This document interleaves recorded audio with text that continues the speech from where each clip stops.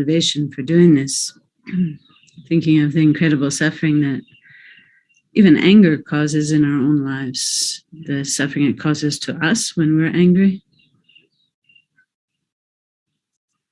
when we don't like someone, when we want to hurt someone, how awful that actually feels. How much pain it causes in our own mind, how much it ruins our own happiness. Motivation for doing this, thinking of the incredible suffering that even anger causes in our own lives, the suffering it causes to us when we're angry. And then we can think how much we've been hurt by others when they're angry. When we don't like someone, when we want to hurt someone, maybe even beaten physically. Awful that actually feels. How much pain it causes in our own mind, how much it ruins our own happiness. Motivation for doing this, angry at us, thinking of the incredible suffering that inner peace, even anger causes in our own lives, the suffering it causes to us when we're angry. And then we can think how much we've been hurt by others when they're angry. We don't like someone, when we want to hurt someone, maybe even beaten physically. Awful that actually feels. How much pain it causes in our own mind, how much it ruins our own happiness. Of course, we can see all the suffering caused in our world. Motivation for doing this, angry at us, thinking of the incredible suffering that inner peace, even anger causes in our own lives, the suffering it causes to us when we're angry. And then we can think how much we've been hurt by others when they're angry. We don't like someone, when we want to hurt someone, maybe even beaten physically. Awful that actually feels. How much pain it causes in our own mind, how much it ruins our own happiness. We can see all the suffering, the tremendous violence of war, where hundreds of thousands of people become angry at each other and set out even to kill each other.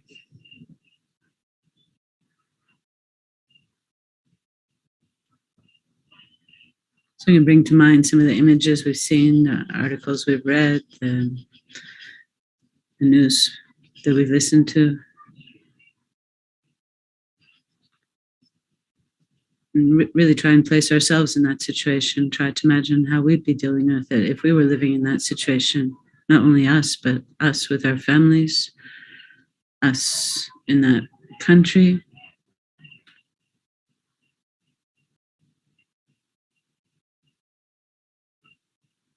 We're trying to imagine the fear for ourselves, for our family, for our loved ones.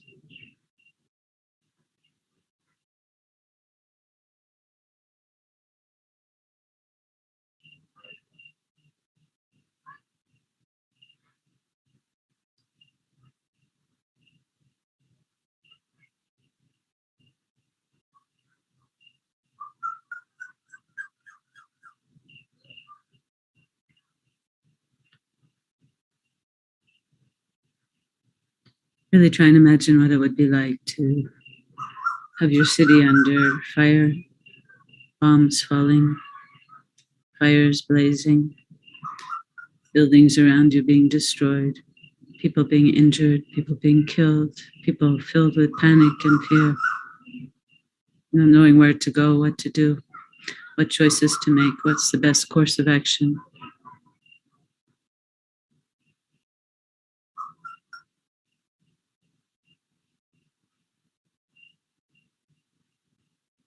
And then, of course, it affects their ability to find food.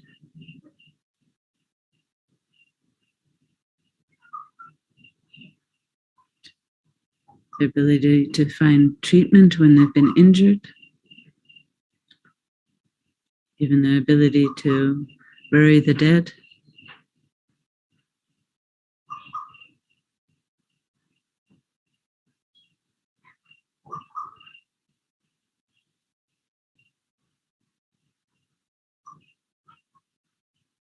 And we can think of the incredible grief, people losing their families, their children, their brothers and sisters, their parents, their grandparents.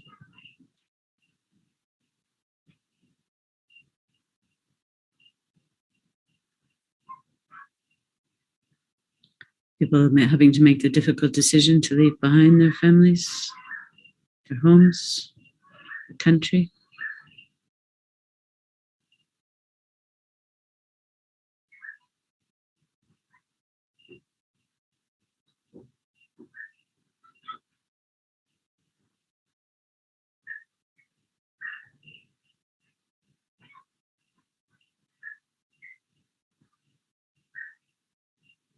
As we do this, we generate real compassion, sincere, deep wish, wishing all these beings to be free from violence,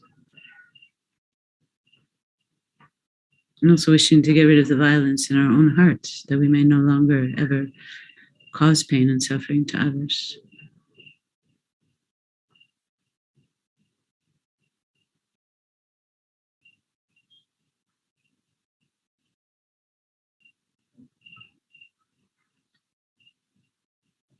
And then we generate the mind of bodhicitta, wishing to achieve the fully enlightened state of a Buddha. For example, the fully enlightened state of Padmasambhava of Guru Rinpoche,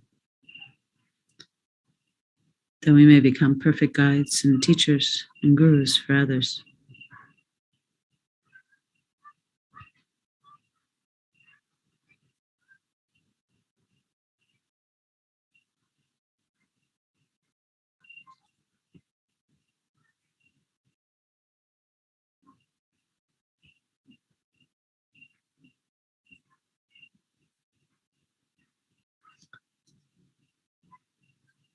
So then we can recite together this prayer to Guru Rinpoche, to Padmasambhava, wishing that not only the suffering of war and violence be eliminated from our world, but all forms of suffering.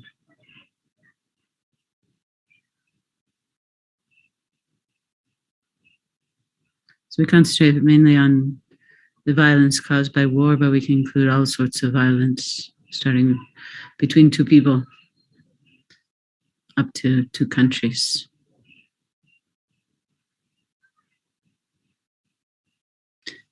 Imaho, in Dewachen, blissful pure realm of the West, Amitabha's compassionate blessing was aroused, and he blessed his emanation, Padmasambhava, to come into this world to bring benefit to all beings.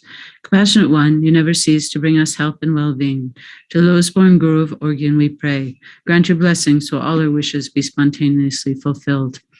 All the Dharma kings, from Trisong Detsen down to the very end of the royal line, throughout past, present, and future, know your constant blessing. You are the only protection for rulers who follow Dharma, as in Tibet. Compassionate One, you safeguard the lands that practice Dharma. To the lotus-born Guru of Orgyen we pray. Grant your blessing so all our wishes be spontaneously filled. While your wisdom body subjugates the Rakshasas in the southwest, you look on sentient beings everywhere with compassion. Magnificent guide for sentient beings led astray by ignorance. Skillfully you teach them with their emotions so difficult to tame.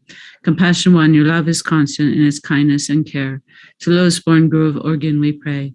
Grant your blessing so all our wishes be spontaneously fulfilled.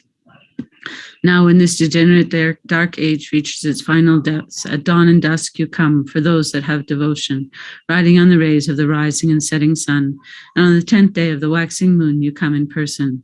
Compassionate One, you act with vast power to help all beings. To the lowest-born Guru of Orgyen we pray, grant your blessing so all our wishes be spontaneously fulfilled. Now in this dark age, the age of conflict, the final era of 500 parts, the 5 poisons of the negative emotions grow ever more violent in all sentient beings. Recklessly we indulge in destructive emotions and let the poisons dominate our minds. At a time like this, let your compassion be our refuge and protection. Compassionate One, you lead those with devotion to the higher realms. To the lowest-born Guru of Orgyen we pray. Grant your blessings so all our wishes be spontaneously fulfilled. When terrifying armies of oppression encircle us, menacing the great centers of Dharma with destruction, with no trace of doubt or hesitation we pray. O Guru Rinpoche, with your retinue of the 8 classes of gods and demons, you will repel aggressors and their armies. Of this we have no doubt. To the lowest-born Guru of Orgyen we pray. Grant your blessings so all our wishes be spontaneously fulfilled. When sickness strikes to destroy the fragile bodies of sentient beings, when diseases plunge us into unbearable suffering and agony, with no trace of doubt or hesitation we pray, O Guru Rinpoche, embodiment of the Buddha of medicine, you will remove the obstacles that bring untimely death. To the lowest-born Guru of Orgyen we pray, grant your blessings so all our wishes be spontaneously fulfilled. When nature turns against us and earth's resources fail, when sentient beings are tormented by the plague of famine, with no trace of doubt or hesitation we pray, O Guru Rinpoche, with all your dakinis and deities of prosperity, you will dispel all deprivation, all hunger and thirst. Of this we have no doubt. To the lowest-born Guru of Orgyen we pray, grant your blessing so all our wishes be spontaneously fulfilled. When the destined revealers retrieve hidden treasures for the benefit of beings, courageous and confident of our pure unbroken samaya, with no trace of doubt or hesitation we pray, O Guru Rinpoche, inseparable from our Yidam deity, you will ensure the true heirs receive their father's treasure. Of this we have no doubt. To lowest-born Guru of Orgyen we pray, grant your blessings so all our wishes be spontaneously fulfilled. When traveling through hidden lands, forests, and deserted places, when our way is blocked and we are cut off by storms, by rain and snow, with no trace of doubt or hesitation we pray, O Guru Rinpoche, surrounded by mighty local deities, you will lead us practitioners to the right path. Of this we have no doubt. To lowest-born Guru of Orgyen we pray, grant your blessings so all our wishes be spontaneously fulfilled. When vicious wild animals menace us, tigers, leopards, bears, and poisonous snakes, on our way through wild, terrifying, and desolate places, with no trace of doubt or hesitation we pray, O Guru Rinpoche, along with your Ging warriors and protectors, you will drive off these ferocious creatures. Of this we have no doubt. To the lowest-born Guru of Orgyen we pray, grant your blessings so all our wishes be spontaneously fulfilled. When obstacles arise in earth, water, fire, and air to threaten these illusory bodies of ours with destruction, with no trace of doubt or hesitation we pray, O Guru Rinpoche, with the goddesses of the four elements, you will harmonize the elements into their natural state. Of this we have no doubt. To the lowest-born Guru of Orgyen we pray, grant your blessings so all our wishes be spontaneously fulfilled. When traveling on dangerous routes, if murderous bandits and robbers attack us, with no trace of doubt or hesitation we pray, O Guru Rinpoche, through your realization of the four mudras, you will dispel the terror of all brutality and greed. To the lowest-born Guru of Orgyen we pray, grant your blessings so all our wishes be spontaneously fulfilled. When faced by killers on all sides who threaten us with lethal weapons, with no trace of doubt or hesitation we pray, O Guru Rinpoche, the protection of your Vajra tent will cause killers to panic and weapons to be scattered. To lowest-born Guru of Orgyen we pray, grant your blessings so all our wishes be spontaneously fulfilled. When this lifespan is exhausted and we come to die, if we are racked by the intense anguish and pain of dying, with no trace of doubt or hesitation we pray, O Guru Rinpoche, as you are the emanation of Buddha Amitabha, it is certain we will born in the blissful pure realm of Dewa Chen. To the lowest-born Guru of Orgyen we pray, grant your blessings so all our wishes be spontaneously fulfilled. Once this borrowed and illusory body is destroyed in the Bardo realm, when our deluded experiences and our further delusions arise to make us suffer, with no trace of doubt or hesitation we pray, O Guru Rinpoche, you who know past, present, and future, through your compassion you will let all delusions be self-liberated. Of this we have no doubt. To the lowest-born Guru of Orgyen we pray, grant your blessings so all our wishes be spontaneously fulfilled. When we are overwhelmed by karma and circumstance and suffer through grasping at delusion as real, with no trace of doubt, of hesitation we pray, O Guru Rinpoche, King of great bliss, you will utterly destroy the delusions that bring suffering. To the lowest-born Guru of Orgyen we pray. Grant your blessings so all our wishes be spontaneously fulfilled. When beings of all six realms are tormented by immense pain, and especially when our leaders and people are engulfed in suffering, with intense longing and devotion from the depths of our hearts, with no trace of doubt or hesitation we pray, O Guru Rinpoche, with your unchanging, unwavering compassion, watch over us. To lowest-born Guru of Orgyen we pray, grant your blessings so all our wishes be spontaneously fulfilled.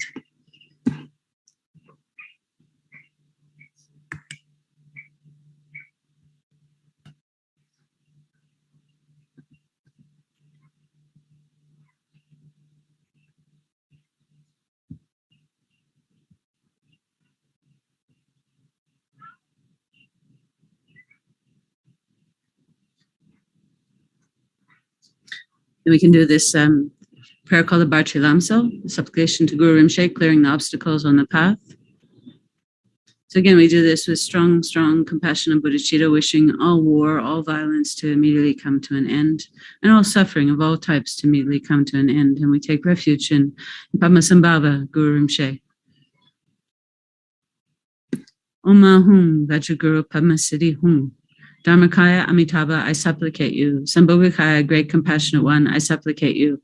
Nirmanakaya Padmakara, I supplicate you. My Guru, wonderful Nirmanakaya, in the land of India, you are born, you studied and contemplated. Journeying in person to Tibet, you tamed the demonic forces.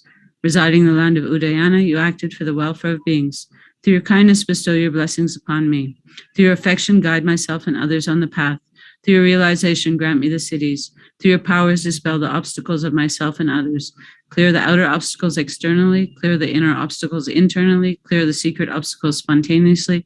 Respectfully, I bow down and take refuge in you. Om Ahum Benza Guru Padma Siddhi Hum. When seeing the wonder of bodily forms, you make the sword mudra with your right hand. With your left, you make the summoning mudra. With gaping mouth, bare fangs, and upward gaze, Gyalpo Dungzin, Lord of Beings, with your kindness bestow your blessings upon me. With your affection, guide myself and others on the path. With your realization, grant me the cities. With your powers, dispel the obstacles of myself and others. Clear the outer obstacles externally. Clear the inner obstacles internally. Clear the secret obstacles spontaneously. Respectfully, I bow down and take refuge in you. Om Ma Hung Vajra Guru Padma Siddhi Hum. When receiving the precious and sacred teachings, your radiant body is endowed with a luminous complexion. Your right hand holds the scriptures of the Tripitaka. Your left holds a volume of Kilaya. You comprehend all the profound teachings. Pandita of Yangla Sho, with your kindness bestow your blessings upon me. With your affection, guide myself and others on the path. With your realization, grant me the cities. With your powers, dispel the obstacles of myself and others. Clear the outer obstacles externally. Clear the inner obstacles internally. Clear the secret obstacles spontaneously. Respectfully, I bow down and take refuge in you. Om Ahum Vajra Guru Padma Siddhi Hum. When binding the vow holders under oath at the beautiful and immaculate stream place at the borderline between India and Tibet, you bestowed your blessings on the moment of arrival. At the mountain endowed with enveloping fragrance, even in wintertime, lotus flowers bloom at this supreme and blissful place, the spring of enlightenment with nectar like water. Keshak Tsulsang, dressed in the robes of the Dharma, your right hand holds the 9-pronged vajra, your left holds a jeweled casket filled with rakta nectar. You bound under oath the dakinis and vow holders. Seeing the yidam face to face, you accomplish the siddhis. With your kindness, bestow your blessings upon me. With your affection, guide myself and others on the path. With your realization, grant me the siddhis. With your powers, dispel the obstacles of myself and others. Clear the outer obstacles externally. Clear the inner obstacles internally. Clear the secret obstacles spontaneously. Respectfully, I bow down and take refuge in you. Om Ahum Vajra Guru Padma Siddhi Hum. When establishing the doctrine of the victorious one, you perform sadhana in the forest of the Slate Mountain. Throwing your recitation dagger into the sky's expanse, you caught it and rolled with your Vajra mudra. Rolling you threw it into the sandalwood forest. The fire blazed and the lake dried up. Instantly you burned away all the places of the Tirtikas and reduced the black yakshas to dust. Master Slayer of Demons, with your kindness bestow your blessings upon me. With your affection, guide myself and others on the path. With your realization, grant me the cities. With your powers, dispel the obstacles of myself and others. Clear the outer obstacles externally. Clear the inner obstacles internally. Clear the secret obstacles spontaneously. Respectfully, I bow down and take refuge in you. Om Ahum Vajra Guru Padma Siddhi Hum. When you subjugate the Rakshasas, young boy in Nirmanakaya attire, wondrous form of goodness with magnificent color, with even teeth and beautiful golden hair, in the manner of a 16-year-old youth, you wear various kinds of jewel ornaments. With your right hand you hold the bell-metal dagger, subjugating the Maras and Rakshasas. With your left you hold the teak dagger, protecting your devoted disciples. Around the neck you wear the iron dagger, indivisible from the Yidam deity. Non-dual Nirmanakaya, ornament of Jambudvipa. With your kindness bestow your blessings upon me. With your affection guide myself and others on the path. With your realization grant me the cities. With your powers dispel the obstacles of myself and others. Clear the outer obstacles externally. Clear the inner obstacles internally. Clear the secret obstacles spontaneously. Respectfully I bow down and take refuge in you. Om Ahum Vajra Guru Padma Siddhi Hum. When intending to go to the land of ghosts in the area of Manasa fire, within a lake the expanse of an arrow shot, upon a lotus you were cooled and refreshed. Meditating within a lotus flower known as Padmasambhava, you appeared as the perfect Buddha in person. Such a wondrous Nirmanakaya. With your kindness bestow your blessings upon me. With your affection guide myself and others on the path. With your realization grant me the cities. With your powers dispel the obstacles of myself and others. Clear the outer obstacles externally. Clear the inner obstacles internally. Clear the secret obstacles spontaneously. Respectfully I bow down and take refuge in you. Om Ahum Vajra Guru Padma Siddhi Hum. When becoming the son of Tibet, glorious guide of devoted beings, you manifest in different forms to tame beings according to their needs. At the Kalapasan Sang, you bound Drala Genyan under oath. At the district of Sawe Sasho, the 21 haughty Deva Genyans, you bound under oath. At Jamtring of Mangyo, you bestowed cities on the 4 monks. Supreme Eminent Vidyadhara, with your kindness bestow your blessings upon me. With your affection guide myself and others on the path. With your realization grant me the cities. With your powers dispel the obstacles of myself and others. Clear the outer obstacles externally. Clear the inner obstacles internally. Clear the secret obstacles spontaneously. Respectfully I bow down and take refuge in you. Om Ahung Vajra Guru Pama Siddhi Hung. At the glorious plain of Palmotang, you bound the 12 Tenma goddesses under oath. At the Kalapas of central Tibet, you bound fleshless white glacier under oath.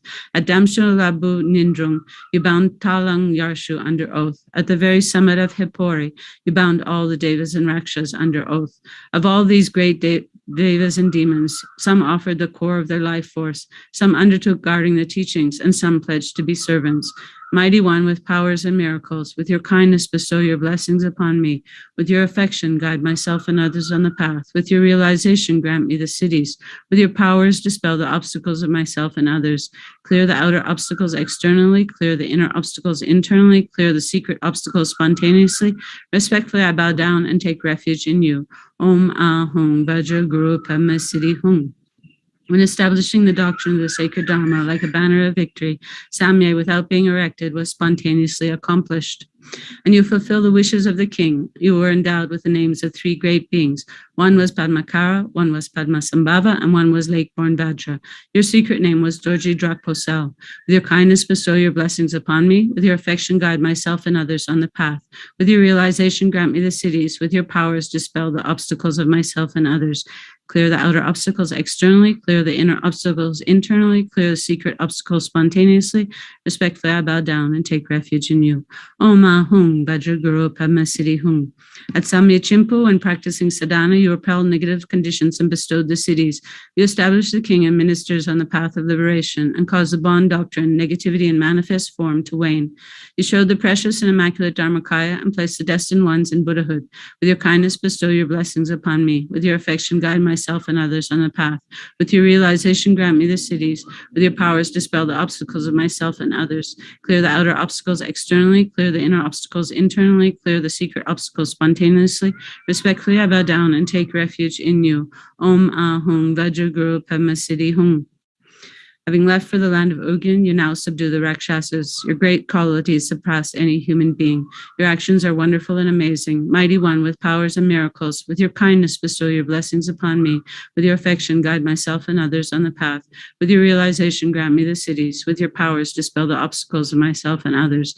Clear the outer obstacles externally. Clear the inner obstacles internally. Clear the secret obstacles spontaneously. Respectfully I bow down and take refuge in you. Om Ahung Vajra Guru Padma Siddhi Hung. Possessing the body, speech, and mind, you are the glorious guide of beings. Having discarded all obscurations, you perceive the 3 realms vividly.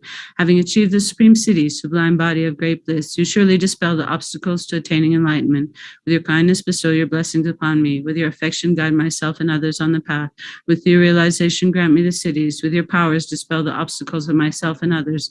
Clear the outer obstacles externally. Clear the inner obstacles internally. Clear the secret obstacles spontaneously. Respectfully, I bow down and take refuge in you. Om Ahung Vajra Guru Padma Siddhi Hung. Om Ahung Vajra Guru Padma Troteng Sal Vajra Samaya Za Siddhi Pala Hung Ah. So we can finish by dedicating all the merits that we've accumulated by doing this session, that all violence in the minds of all beings may immediately be eliminated. May their minds of violence be replaced by minds of compassion and loving kindness. May all those bearing weapons and intending to cause harm immediately be overcome with regret for their negative actions, lay down their weapons, and turn their mind towards benefiting and helping all sentient beings.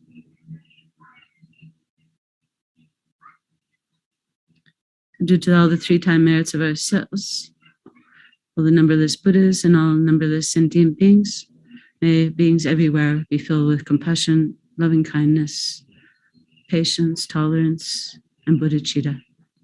May all the wars and violence in this world and all worlds immediately come to an end.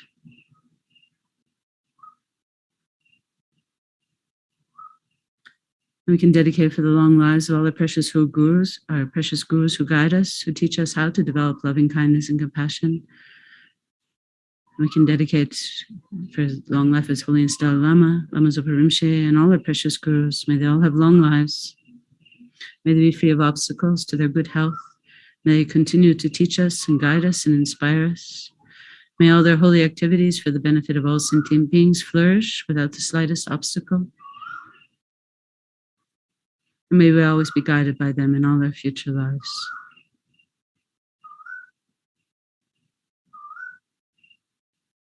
Thank you very much to everyone who joined me on YouTube and on Zoom.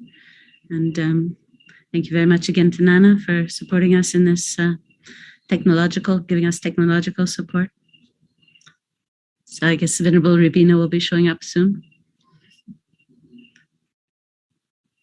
Thank you.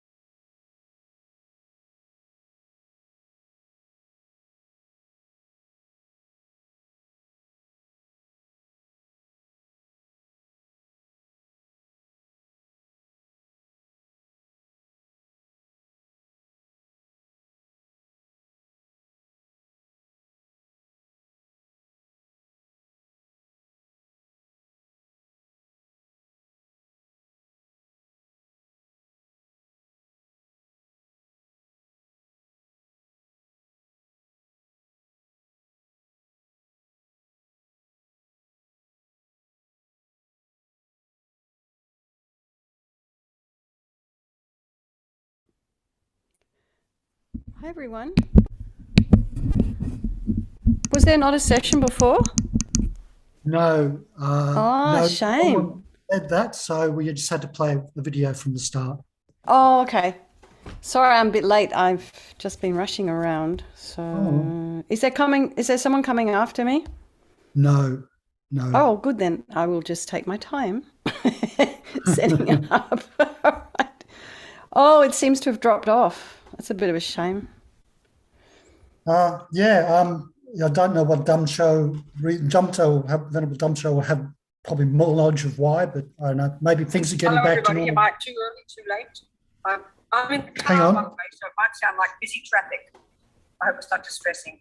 And I'm doing 30 minutes today. Hang on a sec. We'll do the second 30 minutes. I've got to. Happy to see you all, darlings. Who's that? Everybody, Laura. Hello, sweethearts. Happy to see you all. That's Venerable Rabina.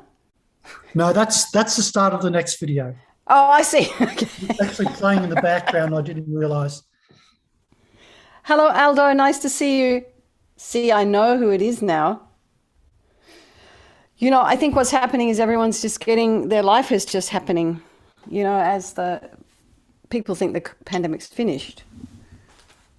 Okay, so let's just, nice to see you, Aldo, and let's just settle into our meditation posture. And hello everybody on YouTube Live and Facebook Live, although I bet no one's there. Oh, Aldo, where did you go? Aldo left. All right. He's back. All right. So let's just settle into our meditation posture. And if you are sitting at a desk with your feet down on the ground, just check that your feet are in a parallel position, your legs aren't crossed or ankles aren't crossed, the knees about hips width apart and your feet about a hips width apart, and you can have your feet maybe on a little cushion, your hips, your sits bones raised maybe 1, 2 to 4 inches, whatever's most comfortable for you, and sitting on something quite firm, and a couple of cushions underneath each knee, and your shoulders aligned with your hips, hands in meditation mudra, right hand nestled in the left with the thumbs touching. And let's just imagine our spine is a string of pearls of light stretching from the base all the way up through the crown of the head. And you can imagine someone's lengthening your spine. So just imagine you're just coaxing all of those tight little muscles along our back, along the spine, that they're just kind of releasing as we get longer, and drop all the stresses of the day, whether it's your evening or whether it's your morning or afternoon. The head is slightly tipped forward and the eyes are down, looking along the length of the nose and the tip of the tongue on the roof of the mouth, and relax the jaw. And just bring our attention to the crown of the head and relax the scalp, the forehead, the eyes, the back of the eyes, the nose, cheeks, that area around the mouth, and your lips slightly apart.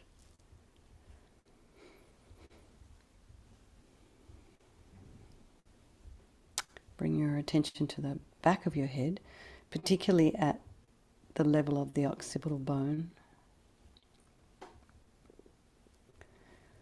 And relax the ears, the inner ear.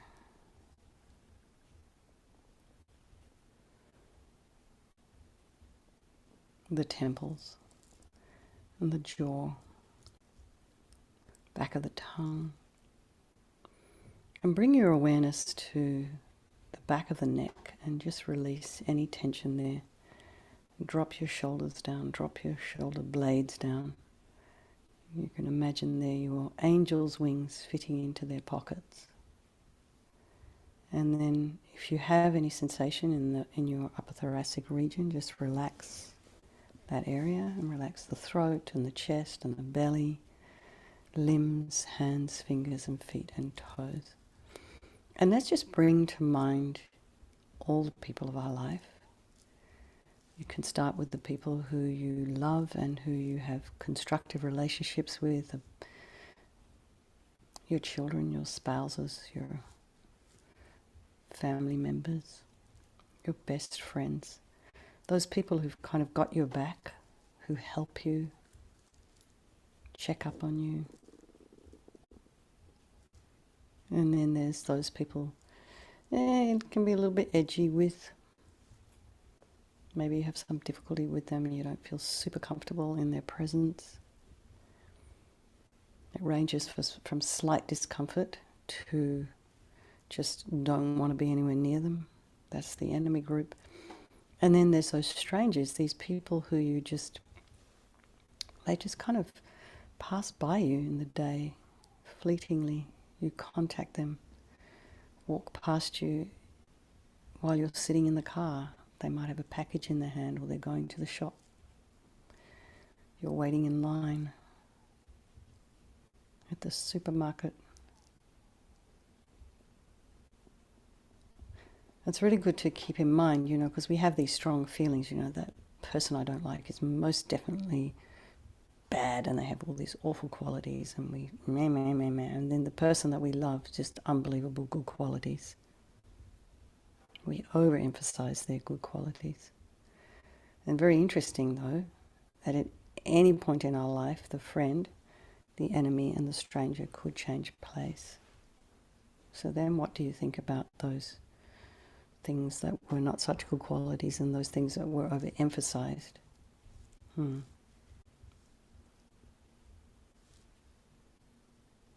And we should give all these people, they do deserve our equal concern, because just like us, everybody wants to be happy and nobody wants to suffer. And they all have this unbelievable capacity for this enlightened mind. So let's just bring our mind to the breath. Notice the sensation of the air as you're breathing in and breathing out. And we just think that we're going to do this meditation for the benefit of all these beings in our life, this recitation, for all the people who are suffering from COVID, for all the people involved in the war in Ukraine. I mean, there's so many things going on in the world right now. The market's crashing over here in the US. There are terrible fires in northern New Mexico, where one of our centers is. So just think of all these people in these difficult situations, and we're doing these prayers and these practices. Send the energy out, the positive energy that we're creating out to them to help ameliorate some of these difficult situations. And of course, for the long lives of our precious teachers.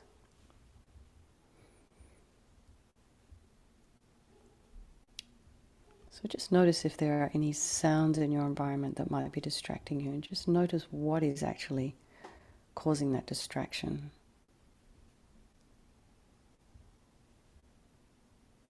And then just allow those sounds to fade as you focus on your breath. And you may notice your thoughts. And try and put some space in between those thoughts.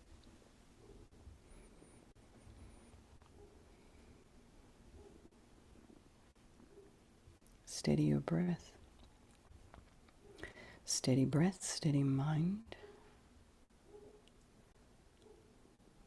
So now you can imagine your thoughts are a river of mental moments.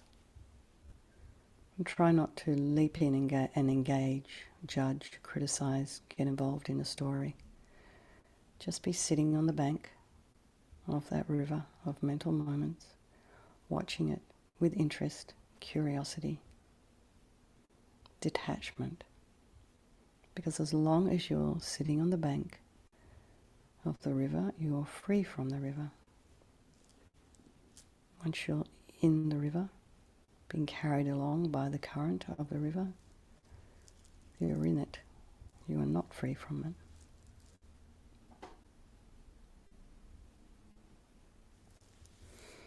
All sentient beings, my mothers, who are infinite like space, go for refuge to the precious Guru Buddha. We go for refuge to the Buddha, the Dharma, and the Sangha. We go for refuge to the assembly of Gurus, Yidams, and Dakinis. We go for refuge to the empty clarity of our own minds, the Dhammakaya. All sentient beings, my mothers, who are infinite like space, go for refuge to the precious Guru Buddha. We go for refuge to the Buddha, the Dharma, and the Sangha. We go for refuge to the assembly of Gurus, Yidams, and Dakinis. We go for refuge to the empty clarity of our own minds, the Dhammakaya. All sentient beings, my mothers, who are infinite like space, go for refuge to the precious Guru Buddha.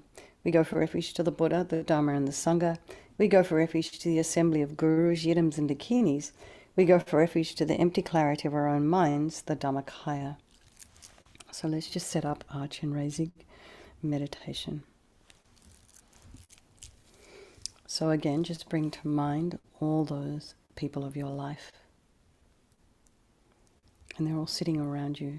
And there's many more sentient beings as well, sitting around and extending beyond the horizon. And just think of as many as you can.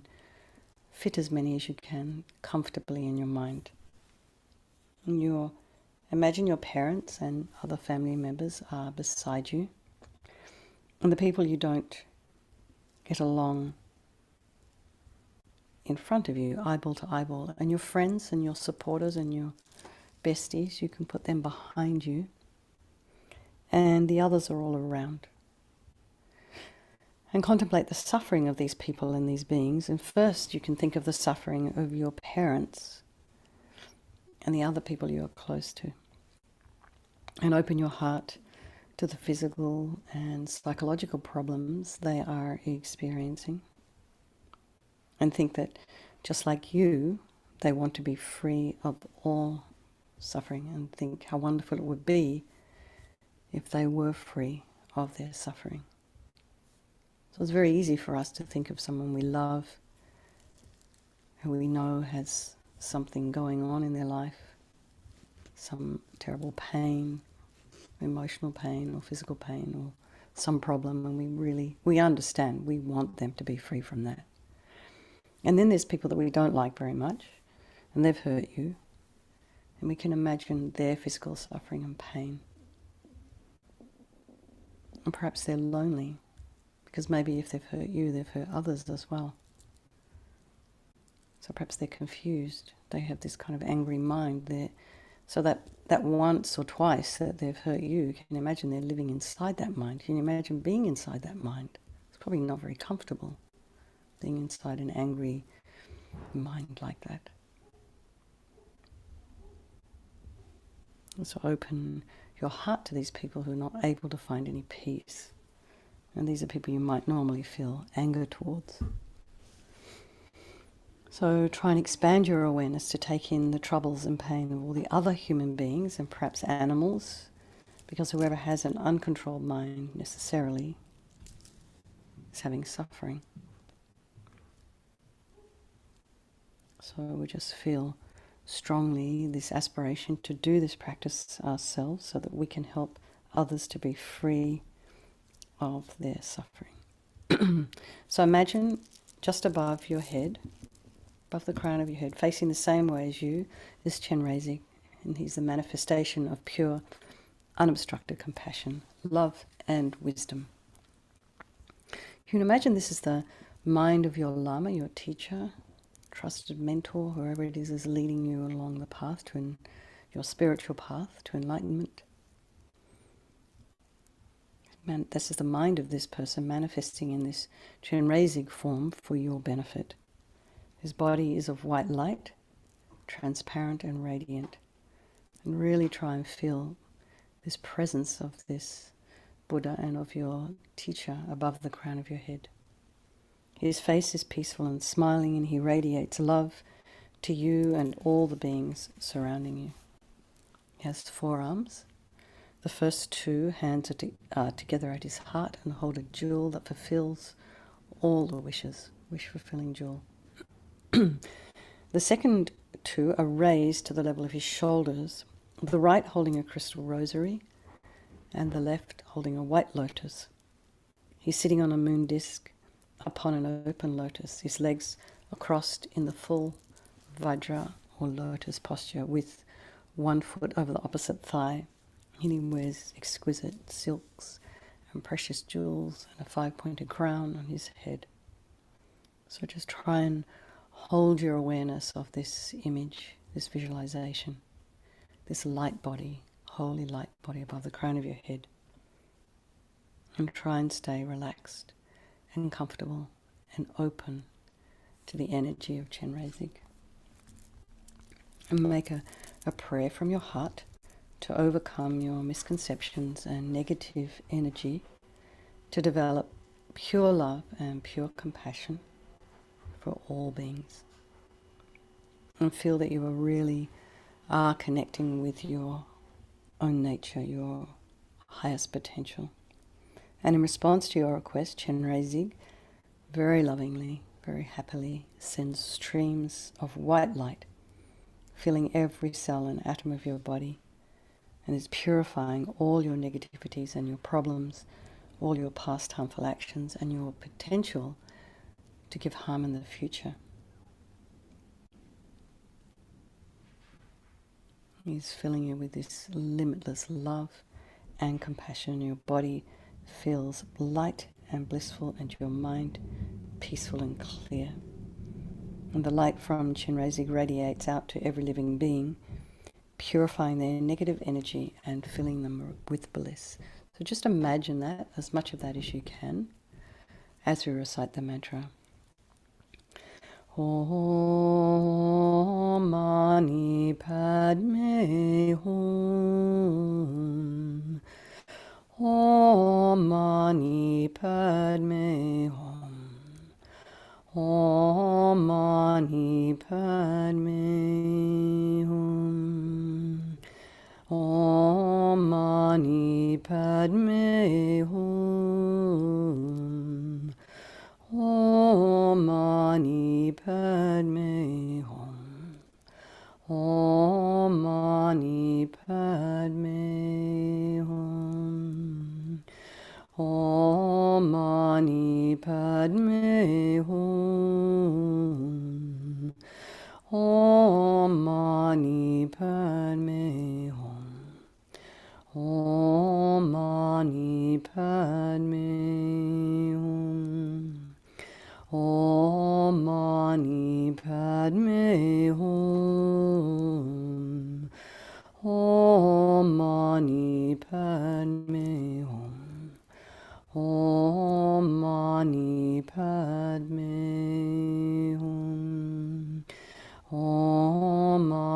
Mani Padme Hum.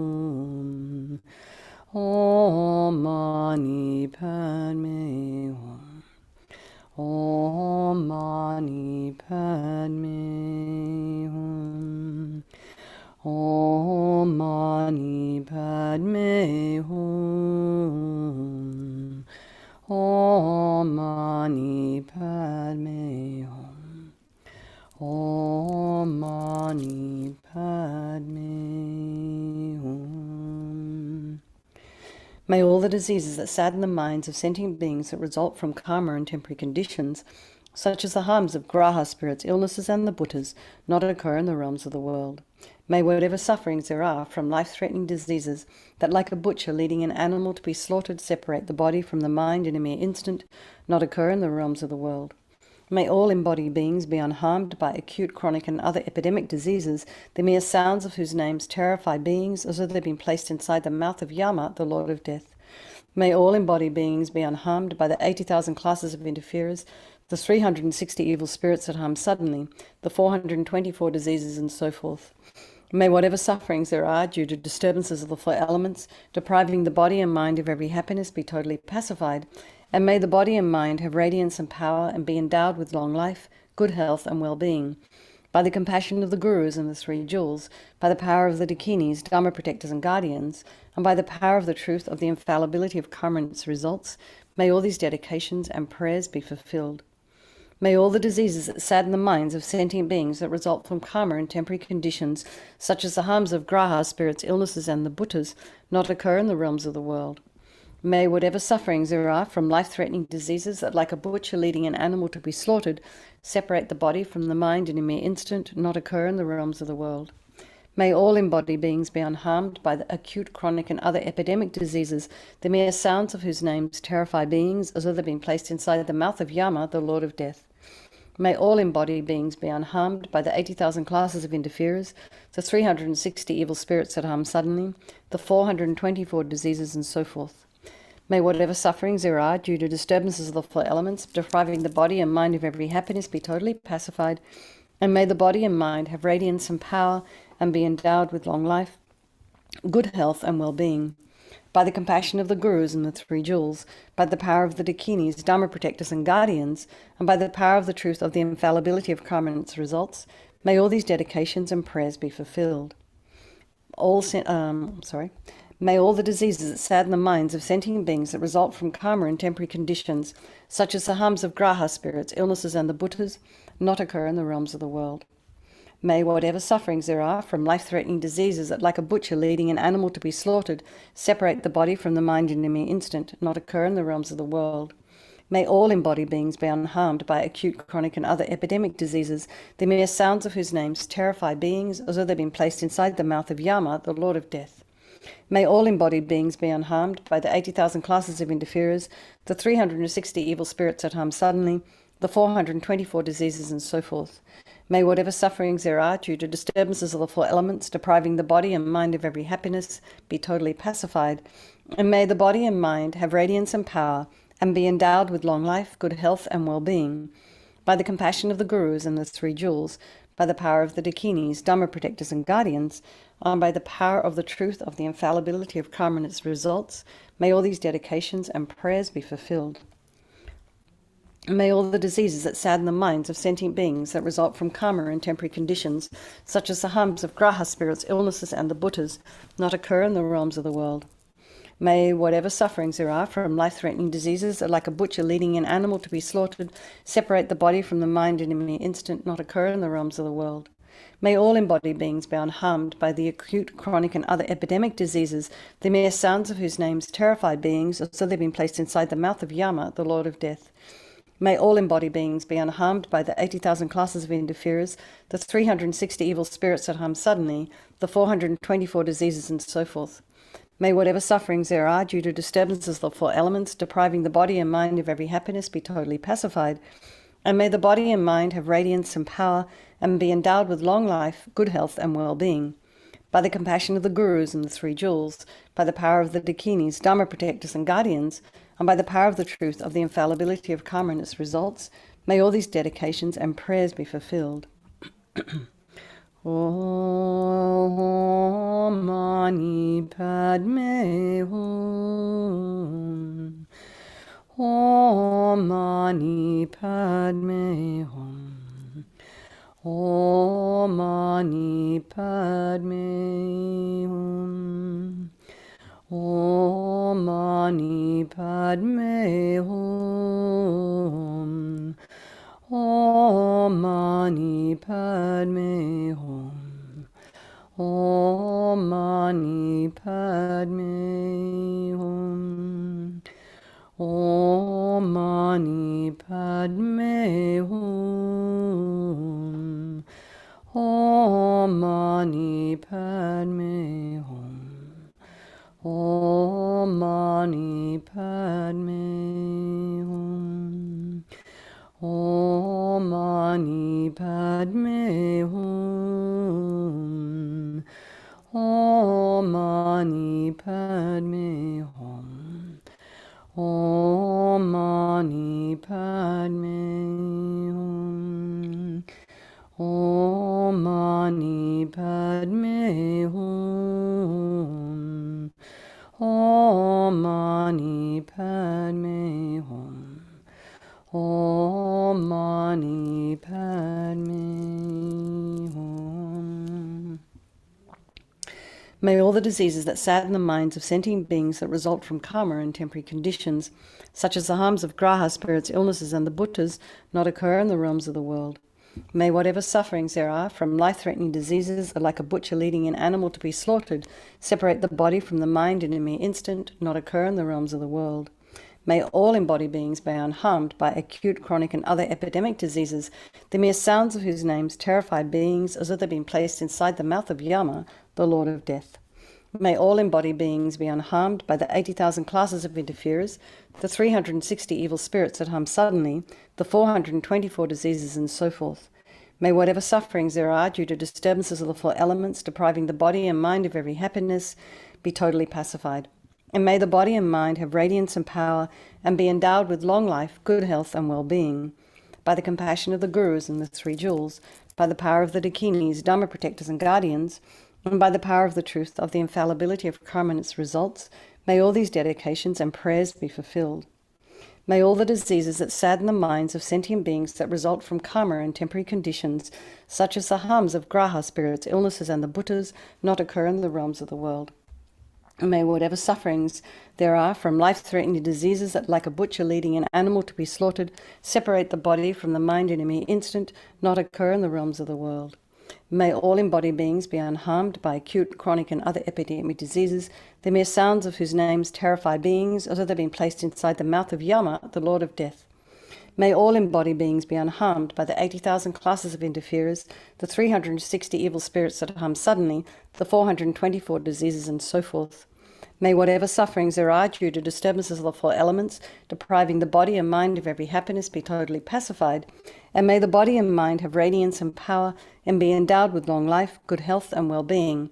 By the compassion of the Gurus and the Three Jewels, by the power of the Dakinis, Dharma protectors and guardians, and by the power of the truth of the infallibility of karma and its results, may all these dedications and prayers be fulfilled. May all the diseases that sadden the minds of sentient beings that result from karma and temporary conditions, such as the harms of graha, spirits, illnesses, and the bhuttas, not occur in the realms of the world. May whatever sufferings there are from life-threatening diseases that, like a butcher leading an animal to be slaughtered, separate the body from the mind in a mere instant, not occur in the realms of the world. May all embodied beings be unharmed by acute, chronic, and other epidemic diseases, the mere sounds of whose names terrify beings as if they've been placed inside the mouth of Yama, the Lord of Death. May all embodied beings be unharmed by the 80,000 classes of interferers, the 360 evil spirits that harm suddenly, the 424 diseases, and so forth. May whatever sufferings there are due to disturbances of the four elements, depriving the body and mind of every happiness, be totally pacified, and may the body and mind have radiance and power and be endowed with long life, good health, and well-being. By the compassion of the Gurus and the Three Jewels, by the power of the Dakinis, Dharma protectors and guardians, and by the power of the truth of the infallibility of karma and its results, may all these dedications and prayers be fulfilled. May all the diseases that sadden the minds of sentient beings that result from karma and temporary conditions, such as the hums of graha spirits, illnesses, and the bhuttas, not occur in the realms of the world. May whatever sufferings there are from life-threatening diseases that, like a butcher leading an animal to be slaughtered, separate the body from the mind in a mere instant, not occur in the realms of the world. May all embodied beings be unharmed by the acute, chronic, and other epidemic diseases, the mere sounds of whose names terrify beings, as though they've been placed inside the mouth of Yama, the Lord of Death. May all embodied beings be unharmed by the 80,000 classes of interferers, the 360 evil spirits that harm suddenly, the 424 diseases, and so forth. May whatever sufferings there are due to disturbances of the four elements, depriving the body and mind of every happiness, be totally pacified, and may the body and mind have radiance and power, and be endowed with long life, good health, and well-being. By the compassion of the Gurus and the Three Jewels, by the power of the Dakinis, Dharma protectors and guardians, and by the power of the truth of the infallibility of karma and its results, may all these dedications and prayers be fulfilled. Om Mani Padme Hum. Om Mani Padme Hum. Om Mani Padme Hum. Om Mani Padme Hum. Om Mani Padme Hum. Om Mani Padme Hum. Now imagine Chenrezig is above the crown of your head, dissolving into white light. And this light just kind of melts into you through the crown of your head and absorbs into you. And it comes to your heart chakra. And your mind and the mind of your teacher merge indistinguishably with Chenrezig's mind. And you experience complete tranquility and bliss. And just hold this experience as long as you can. And when this kind of ordinary sense of I arises, that's hungry and restless and has got to go do something, just try and bring your attention back again and again to this feeling of oneness with the qualities of Chenrezig's mind, of your teacher's mind. Infinite love, infinite wisdom, infinite compassion.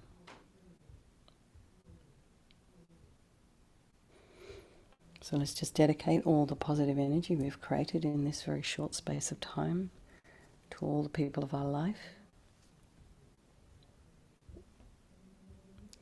Dedicate to all the people suffering from COVID, involved in the war in Ukraine, people who are experiencing these fires in northern New Mexico and Arizona, here in the United States, and anybody in the world who's suffering through climate change, through disease, through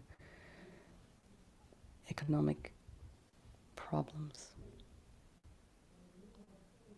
In the land circled by snow mountains, you're the source of all happiness and good. O powerful Chenrezig, Tenzin Gyatso, please remain until samsara ends. You who uphold the subdurer's moral way, who serve as the bountiful bearer of all, sustaining, preserving, and spreading Manjunath's victorious doctrine, who masterfully accomplishes magnificent prayers, honouring the Three Jewels, savour of myself and others, your disciples, please live long. Okay, everybody. Thank you very much, and I look forward to seeing you next week. Okay, lots of love. Thank you. Bye-bye. Thank you. Bye, Aldo. Nice to see you. Thank you. No, my pleasure. My pleasure. It's a pleasure also for me. Yeah. And your suggestion, your impression is very, very important for me. Not only a kind of I can say a form of impression of prayers and so on, but if in a few hours we remain only into two person or a monk and me, and so I think it's a waste of opportunity, of a waste of merits, and for person so inspired, so important, like we, and if also if I was tired, I try to remain, because stay together for me, it's a form of energy, and not only a form of prayer. It's connection. Yeah, it's connection.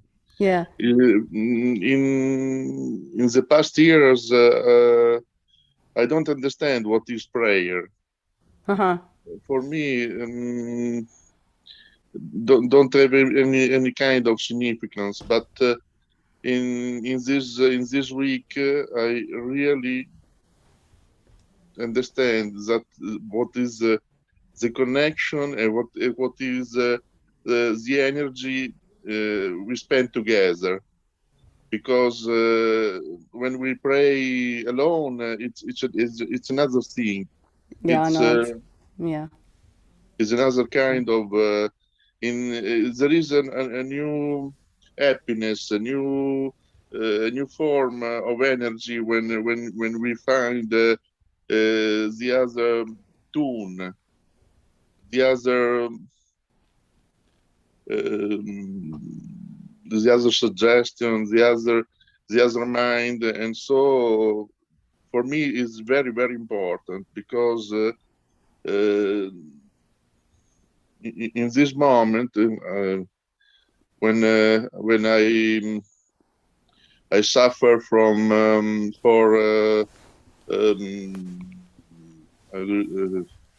insomnia, a kind of insomnia. But it's not only this. It's is a particular kind of tension, internal tension, and so remain with us. And for me, is a kind of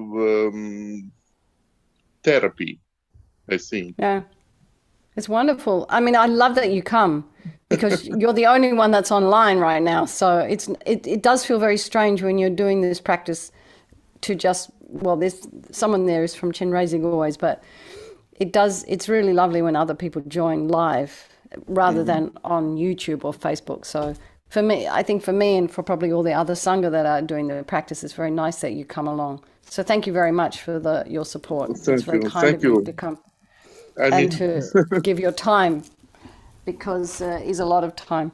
Anyway, thank you very much, Aldo. Bye-bye. Thank you. Thank you. Bye-bye. Bye-bye. What's your name, by the way? Tim? Thanks, Tim. Thank you very much. Nice to see you. Okay, bye. Bye-bye. Lots of love. Bye.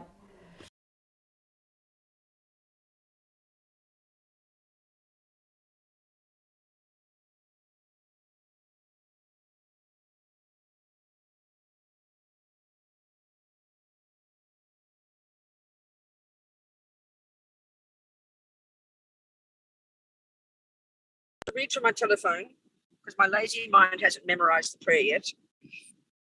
We'll see how we go. And if I get cut off, you just continue the practice yourselves. You know it by now. And Damcho will take over the end. Let me find my prayer. Where is it? Excuse me, won't be long. Inbox. Prayerathon. There it is. Okay. Okay, dearest people. So let's imagine in the sky, in front of us, Lama Chenrezig, or Chenrezig, Buddha of compassion, our Lama's mind, or all our Lama's minds, if you like, all manifesting in this form for our benefit. So Lama Chenrezig, in the form of the Sambhogakaya, the enjoyment body, imagine radiant light, looking totally gorgeous, sitting cross-legged. They say all these Buddhas in this aspect all are in the prime of their youth because they're meant to make you gorgeous. You don't see the deities all kind of wrinkled with broken legs and things. That's why it's important when you think of even your guru, you see them as young and beautiful and vibrant, not old and wrinkled and, like that. So the same with these Buddhas. They're meant to be blissful and beautiful. So Chenrezig is the embodiment of loving compassion. It's a peaceful aspect. It's got radiant, sweet face, beautiful smile, looking at us so lovingly. Trying to really imagine that sincerely, your Lama manifesting as Chenrezig, looking at you with incredible love and compassion, wanting only to benefit you and every other sentient being in the universe. Think of that. Have confidence in that. Of course, our trouble is we can only think of compassion to the level that we have it. So we can't imagine limitless compassion, unbearable compassion, as Lama Zopa says. We can't imagine that. But try. Think of the compassion and multiply it 10 million times. That encompasses every single sentient being. Mixed with the wisdom that sees their minds perfectly and the power to manifest in whatever form to benefit them.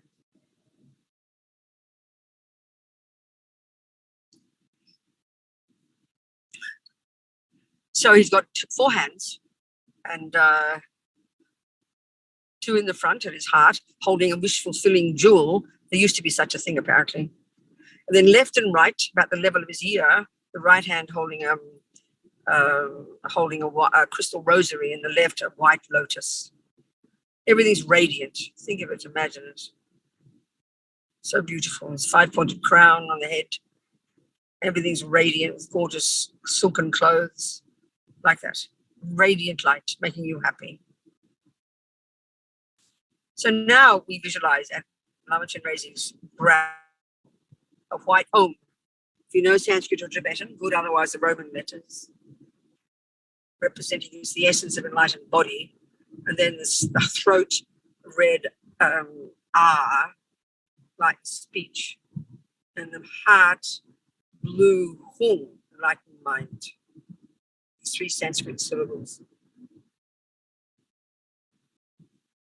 So now we imagine, this is called the symbolic being.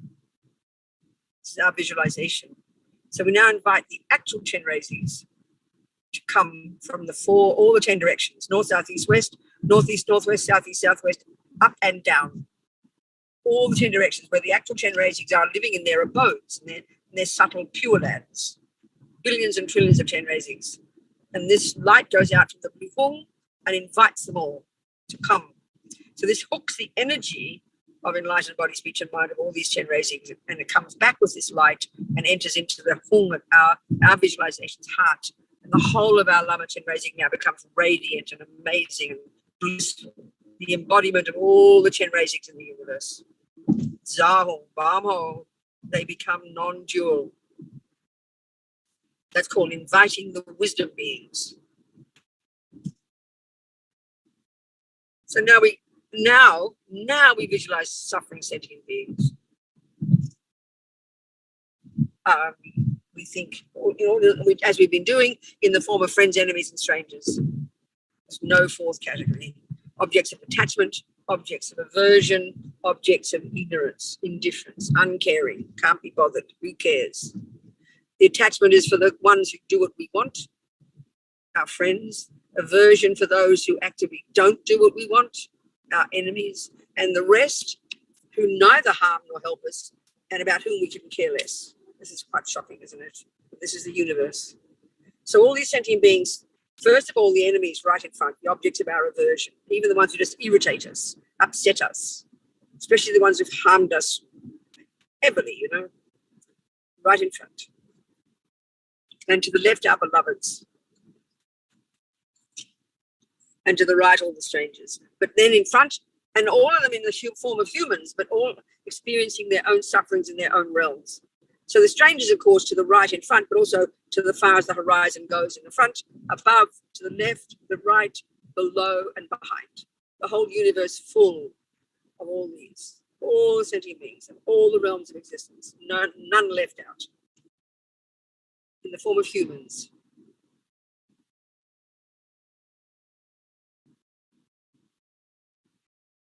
So now we take refuge together, all our sentient beings. Okay, together.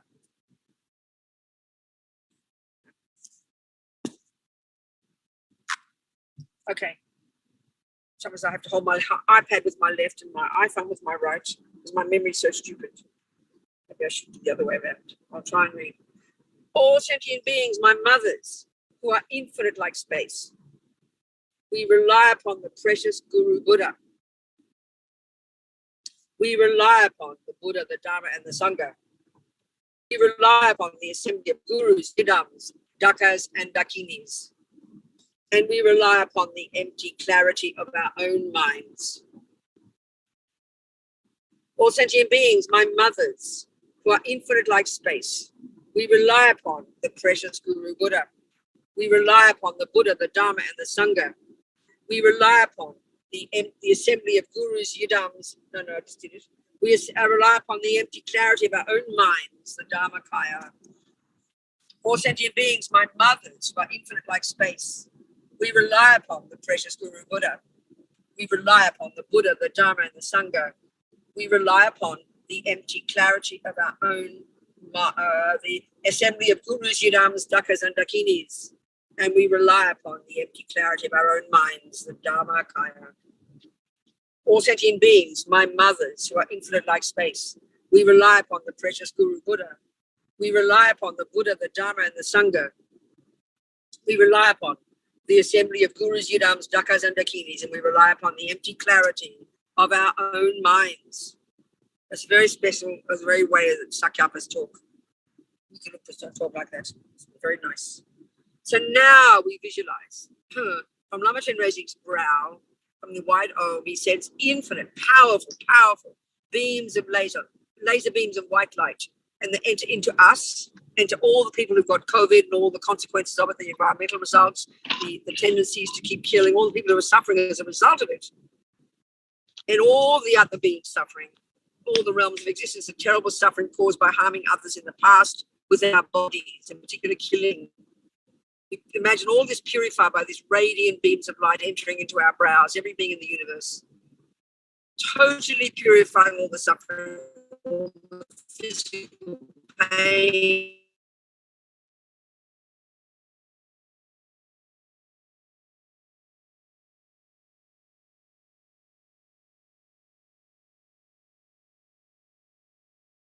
infinitely purifying all of this, just putting atomic bombs under all those karmic imprints, all the seeds that haven't yet ripened. So purifying all the suffering that has ripened, all the pain now of the body, and all the past seeds that haven't yet ripened.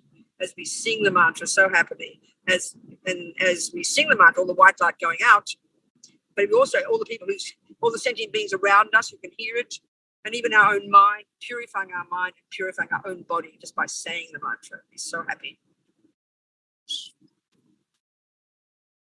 Om Mani Padme Hum. Om Mani Padme Hum. Om Mani Padme Hum. Om Mani Padme Hum.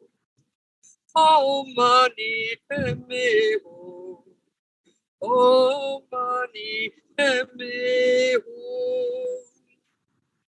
Om Mani Padme Hum. Om Mani Padme Hum. Om Mani Padme Hum. Om Mani Padme Hum. Om Mani Padme Hum. Om Mani Padme Hum. Strongly visualizing, strongly wanting this. Om Mani Padme Hum. Om Mani Padme Hum. Om Mani Padme Hum. Om Mani Padme Hum.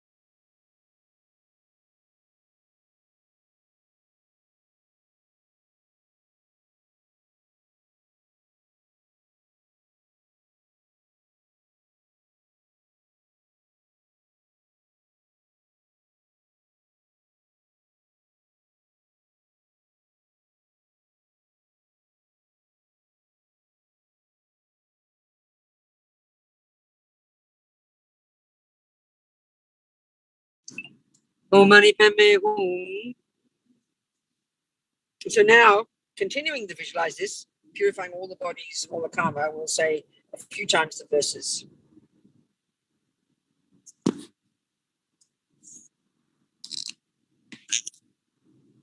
May whatever, okay, here we go. May all the diseases that sadden the minds of sentient beings that result from karma and temporary conditions, such as the harms of graha spirits, illnesses, and the bhutas, not occur in the realms of the world. May whatever sufferings there are from life-threatening diseases that, like a butcher needing an animal to be slaughtered, separate the body from the mind in a mere instant, not occur in the realms of the world. May all embodied beings be unharmed by acute, chronic, and other epidemic diseases, the mere sounds of whose names terrify beings, as though they've been placed inside the mouth of Yama, the Lord of Death.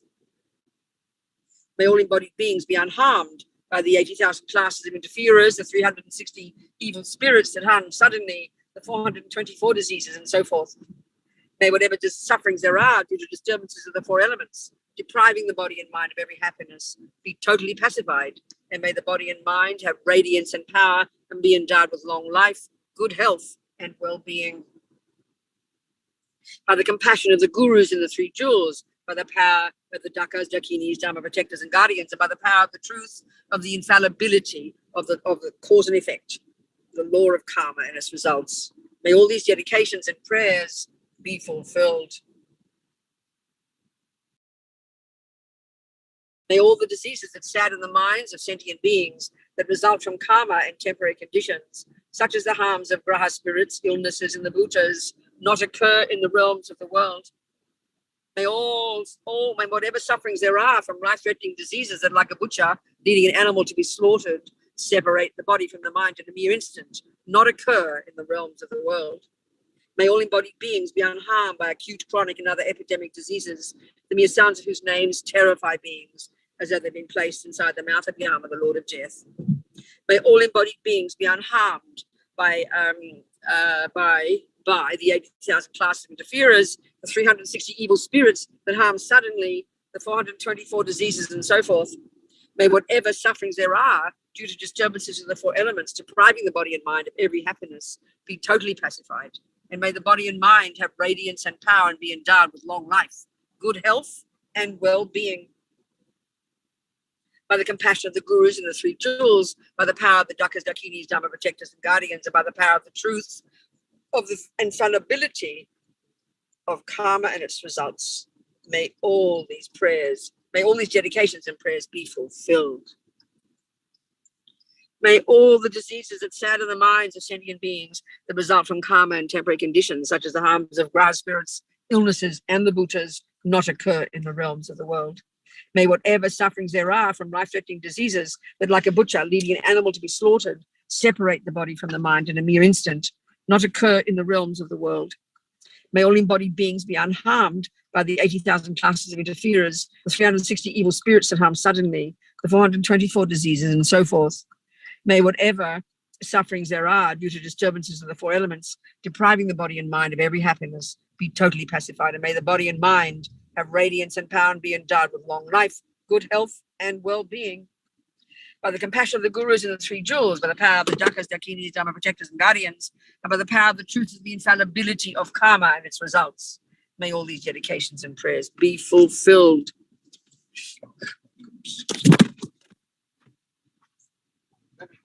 Okay. Yes, I'm all right. We just nearly crashed and I fell on the floor, but I'm okay. Chenrezig saved me. Okay, keep going. Next, we now visualize. That was just purified. I just purified all my killing karma. You should be very happy for me. I didn't die. Okay, so now we purify our speech. We've only got 10 minutes left. I forgot. So we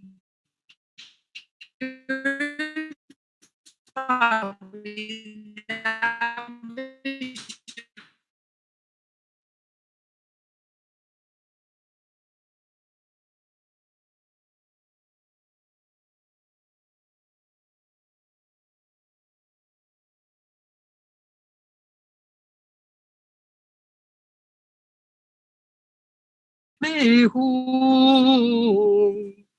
Om mani padme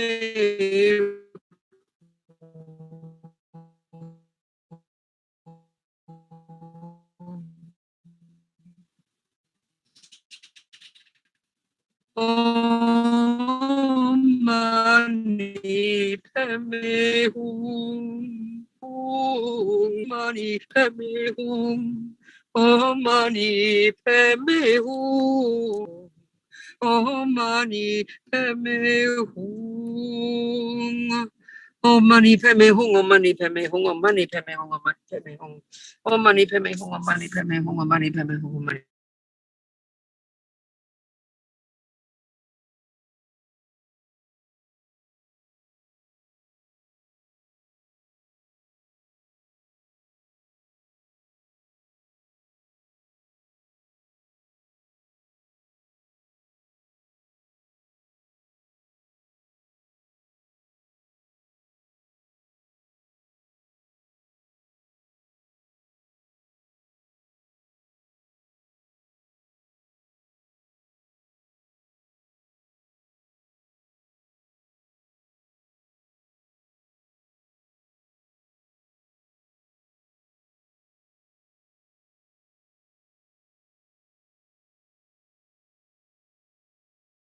Om mani padme hum.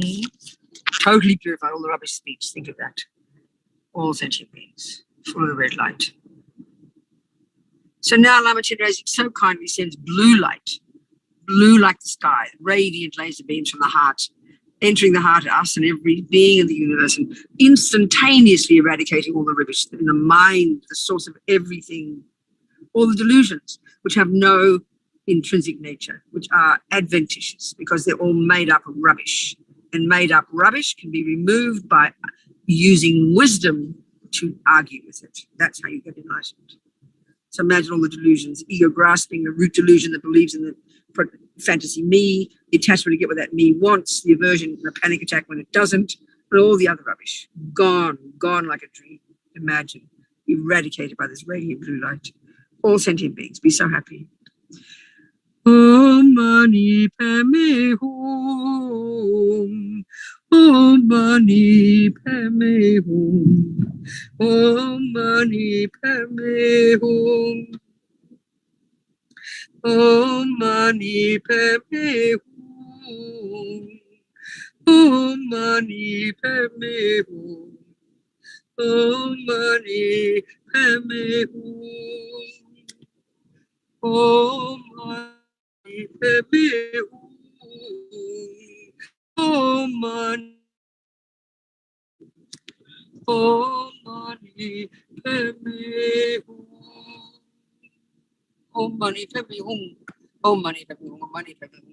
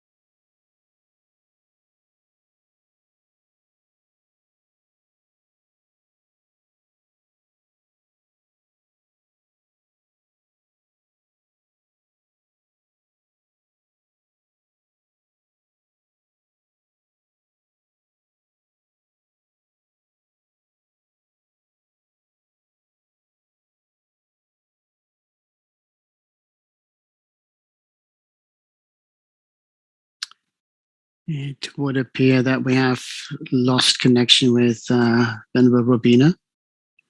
So thank you very much, Venerable. If you can hear us, safe travels, and hope you have a safe journey. And hope you spend enough of the the karma today. Losing your iPad and things in the car. So safe journey, and have you back next week, hopefully. So we might as well then start a bit early on this one, unless Venerable comes back. But so thank you very much for supporting Prayerathon. It's our 94th weekend. It's been quite a while. So when we started back August 1st in 2020, who would have thought that we're here nearly 2 years on? And we've seen so many changes. And as a community, we have grown. So thank you for everyone who supported Prayerathon, supported the Sangha, supported the communities, and most importantly, supported all Mother Sentient Beings. So just take a moment to... she's back. Oh, I'm sorry, I got lost, but now you can carry on. Thank you, darlings. Thank you, everybody. Thank you, Venerable Damcho. Yeah. We didn't quite connect. Can I just finish my little bit? Sure, absolutely. I'm sorry. Just to finish, it feels weird to just leave it there. Just finish 1 more minute, okay? And then you can take That's over. all right. You take as much time as you need. No, so all the three lights together, and we now become Buddha. We now become Chenrezig. Imagine, so happy, the whole universe, all the sentient beings. Om mani padme hum, om mani padme hum, om mani padme hum, om mani padme hum, om mani padme hum, om mani padme hum, om mani padme hum, om mani padme hum, om mani padme hum, om mani padme hum. And now Lama Chenrezig comes above the crown of every one of us in the universe, and he melts into us, and we become our body, speech, and mind, Lama's body, speech, mind, Chenrezig's body, speech, mind, become one. Imagine how amazing.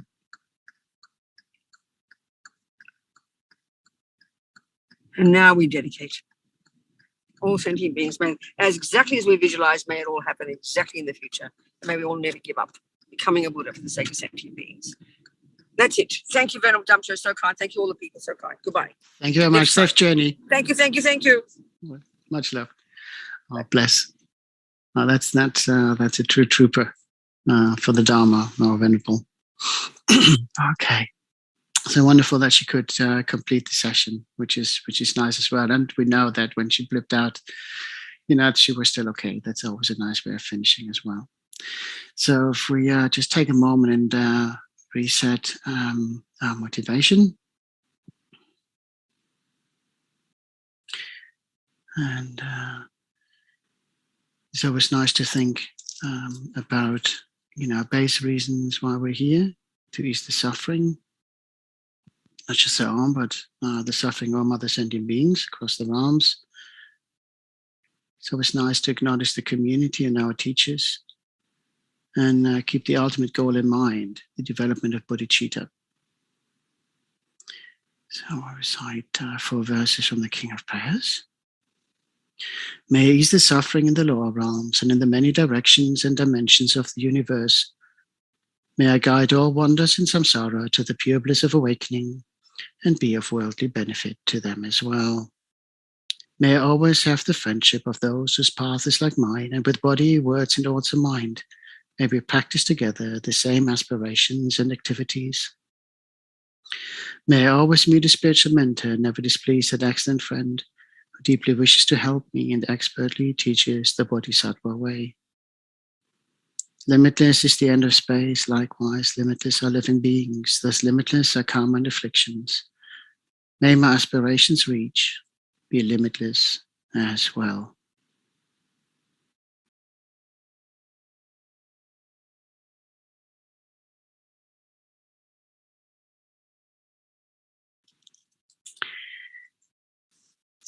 So we often think about Mother Sentient Beings and what that actually means.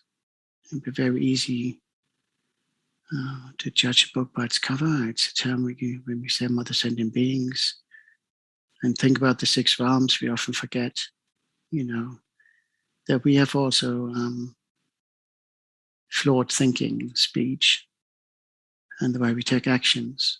And we can easily be forgiven to go against our instinct. How can we possibly be compassionate to all the injustice that's going on right now in this world. How can we be so indifferent?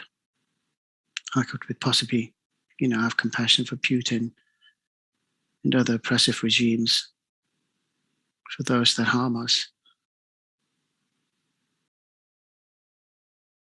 And often we forget that we ourselves aren't always in the right frame of mind. But we should be grateful that we have achieved a perfect human rebirth, a precious human rebirth in this life. And even those that we seem to criticize have accumulated sufficient merit in past lifetimes to achieve that precious human rebirth. Whatever actions they display in this life, that will affect, of course, their karma for the next life. That they maybe not make the most of the precious body and capacity that they have been given. And so there are some lovely lines in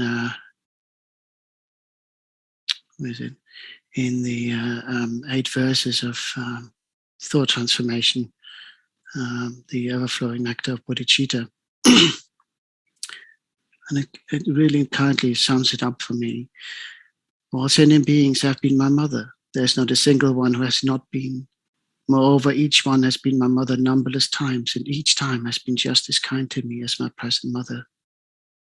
At this very moment, not only are these kind mother sentient beings experiencing great suffering, but they're also running constantly to create the causes for more. There's not even 1 second when they're experiencing ultimate happiness. If a mother's suffering is not alleviated by her own child, who else will do it? Even though it is up to me alone to bear the burden of eradicating the suffering of all mother sentient beings, at the moment I am incapable of relieving the suffering of even 1 sentient being. Yet, if I achieve the holy body of a Buddha, just 1 ray of its light would ripen the minds of countless sentient beings, leading them to the blissful state of peace.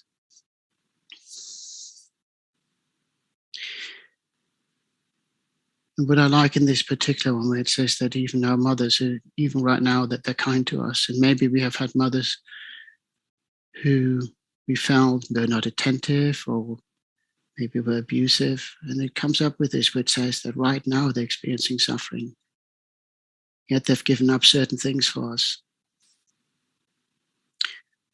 So maybe acknowledge that the suffering exists. Maybe do what we can to alleviate the suffering of all our mothers.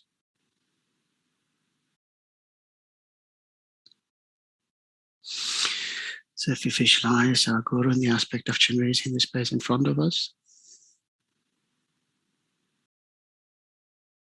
if you have the relevant initiation, please feel free to self-generate. Otherwise, just visualize the deity in the space in front.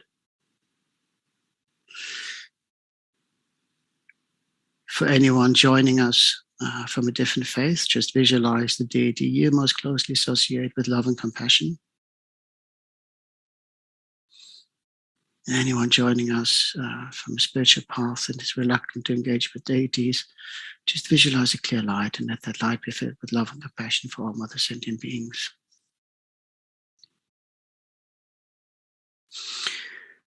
Visualize how light radiates from the Guru's body, and each light beam finds one of the infinite number of mother sentient beings wherever they are. And this light of compassion is being shared unconditionally.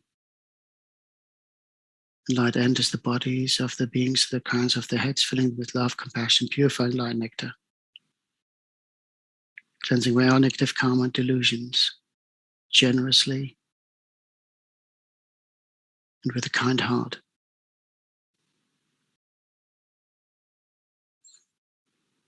And that's the state that we're aiming for. It will take some time to change the actions of our body, speech, and mind. So before we judge too harshly and before we take refuge,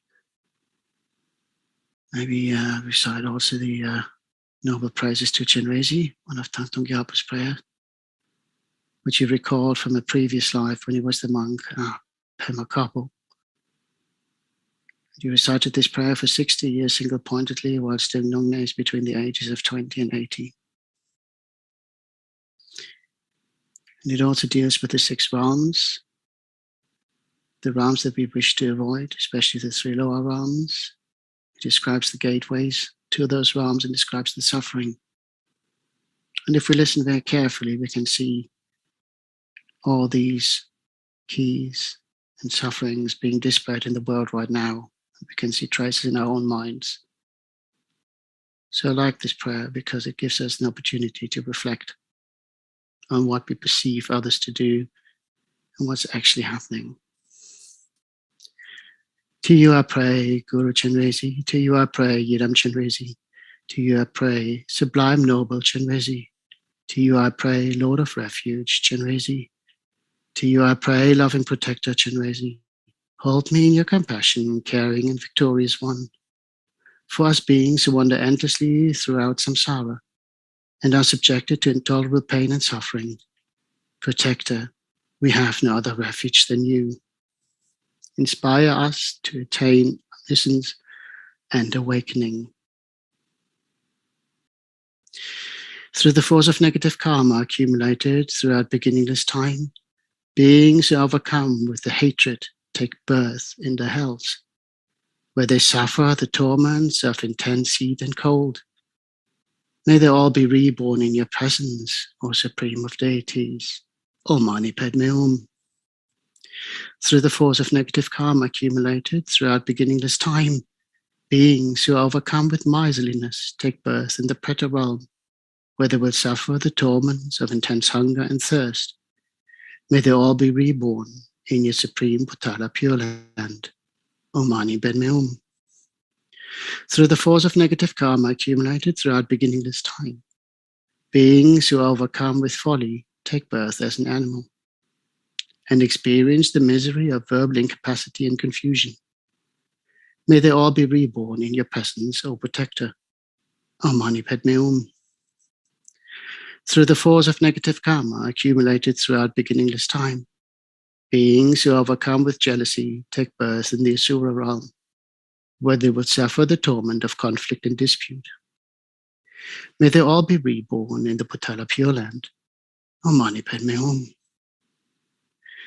Through the force of negative karma accumulated throughout beginningless time, beings who are overcome with pride take birth in the Deva realm, where they will suffer the torments of transmigration and fall.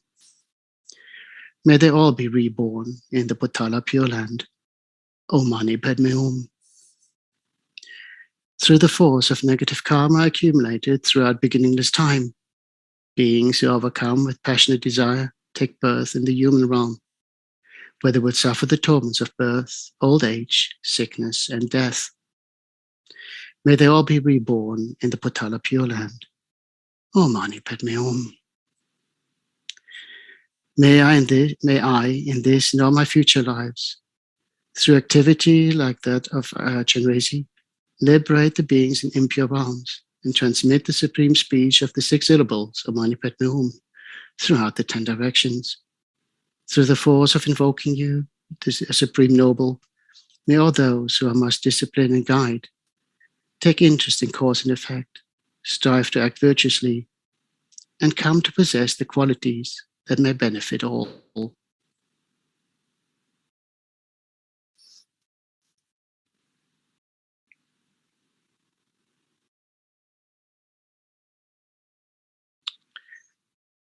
So with this motivation in mind, may we now recite the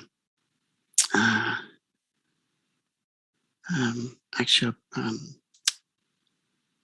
refuge of the I think it's the file. Lost my file, sorry. May we now take refuge. All sentient beings, my mothers, who infinite like space, go for refuge to the precious Guru Buddha. We go for refuge to the Buddha, the Dharma, and the Sangha. We go for refuge to the assembly of gurus, yidams, and dakinis. We go for refuge to the empty clarity of our minds, the Dhammakaya. All sentient beings, my mothers, who are infinite like space, go for refuge to the precious Guru Buddha. We go for refuge to the Buddha, the Dharma, and the Sangha. We go for refuge to the assembly of gurus, yidams, and dakinis.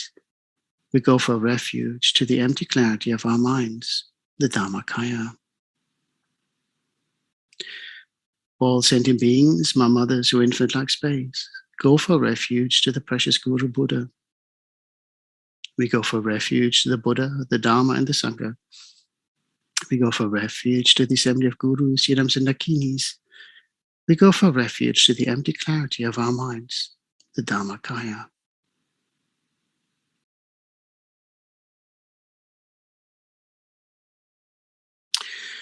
Having taken refuge in the Guru is pleased that so many have answered the call. The Guru smiles, and as the Guru smiles, more and more of the purifying light nectar is being poured into us, cleansing away all negative karma and delusions, lifting all the karmic weight, washing away all the karmic grime, removing all the stains, tastes, and smells. Feel how you're being rejuvenated, how within you begin to glow, filled with happiness, love, and compassion, revealing your true nature, your Buddha nature. Rejoicing to be freed from suffering.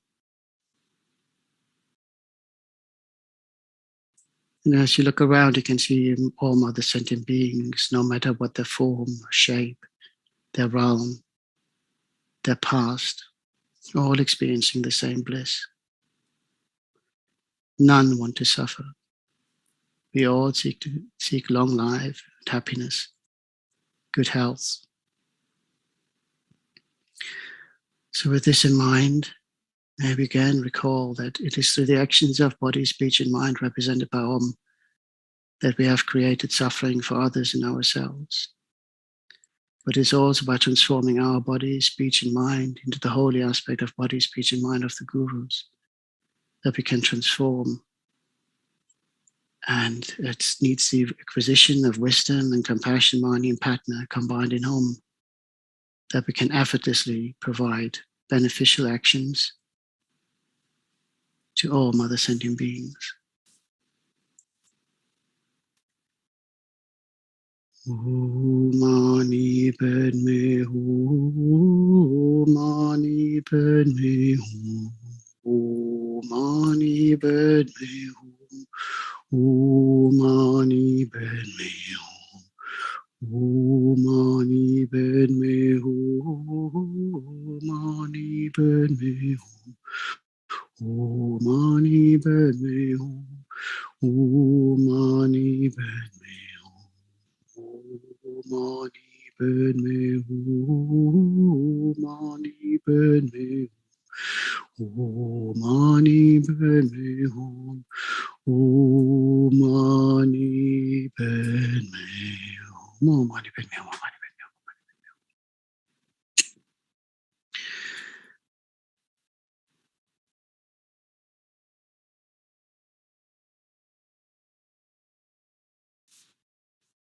Oh, Mani Padme Hu, Mani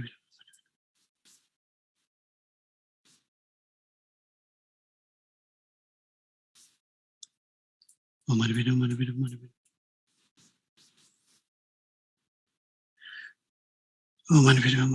Padme Hu. Oh, Mani Padme Hu, Mani Padme Hu, Mani Padme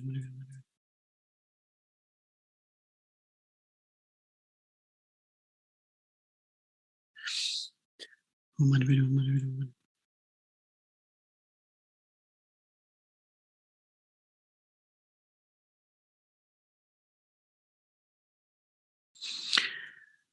Oh, Mani Padme Hu, Mani Padme Hu, Mani Padme Hu, Mani.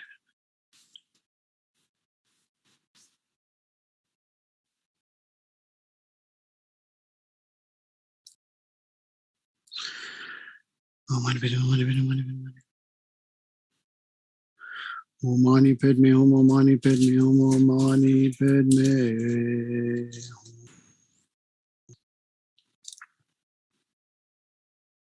Having acknowledged our faults and taken refuge in the Guru and made the promise to engage in wholesome action, whilst reciting the Mani Mantra, exchanging ourselves with the Guru and Mother Sentient Beings, may we visualize ourselves now as pure and holding on to that pure state for as long as you possibly can, at least the duration of these prayers.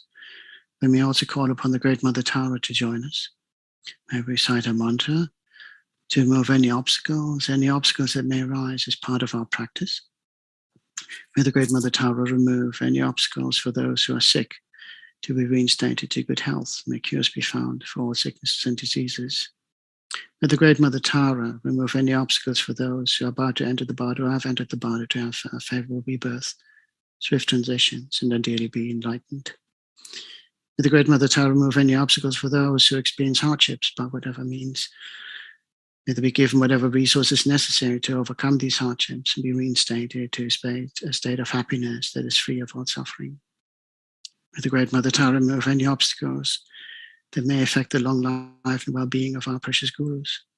May they live long lives, and may all the holy wishes be swiftly fulfilled. May we continue to be guided by their wisdom in this and all future lifetimes. May the Great Mother Tara remove any obstacles that may arise to find peaceful solutions to all the conflicts in this world. May we end the time of war and conflict and engage in dialogue, compassion.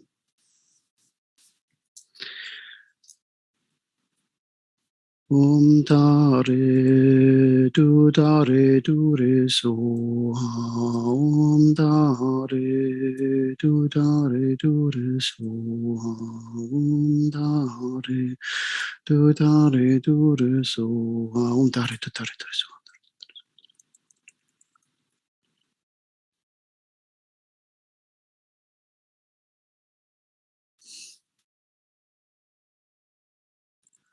Om Dare Du Dare.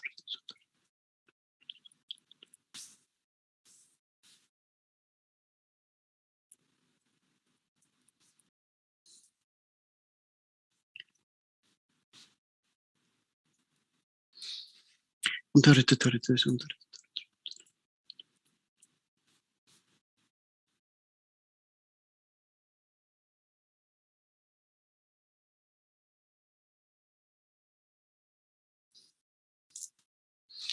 Om Dare Du Dare Du Re So. Om Dare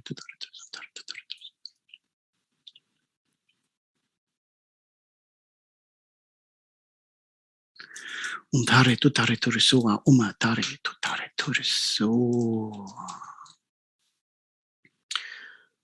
So having purified ourselves, now removed obstacles, may we now recite the main prayer of Thangtong Gyalpo. May we recite a good time. Let's do 3 recitations. And if you think about the 3, suffering of the body, the suffering of the speech, the suffering of the mind, may it cease to be across all the 6 realms for all of the sentient beings. May all the diseases and the minds of sentient beings that result from karma and temporary conditions, such as the harms of grass, pits, illness, and the Buddhas, not occur in the realms of the world. May whatever sufferings there are from life-threatening diseases, that like a butcher leading an animal to be slaughtered, separate the body from the mind and means not occur in the realms of the world. May all embodied beings be unharmed by acute, chronic, and other epidemic diseases, the mere sound of whose names therefore beings as though they had been placed inside the mouth of Yama, the Lord of Death. May all embodied beings be unharmed by the 80,000 classes of interference, the 360 evil spirits that harm suddenly, the 424 diseases, and so forth. May whatever sufferings there are due to disturbances of the 4 elements, depriving the body and mind of every happiness, be totally pacified.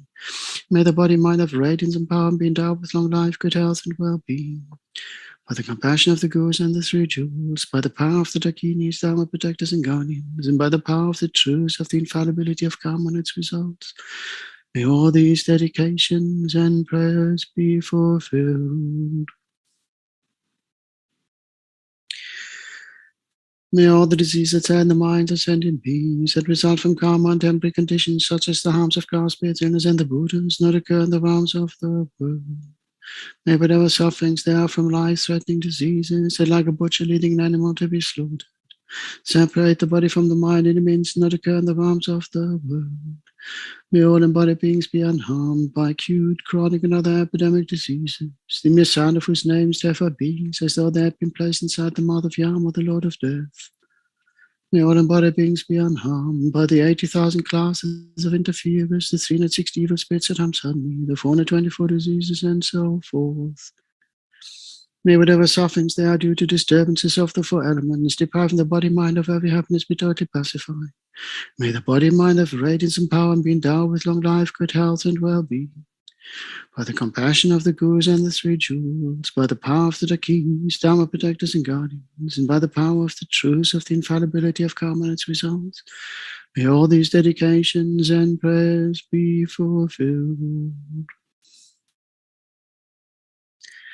May all the diseases that tear in the minds of sentient beings that result from karma and temporary conditions, such as the harms of grass, spirits, illness, and the Buddhas, not occur in the realms of the world.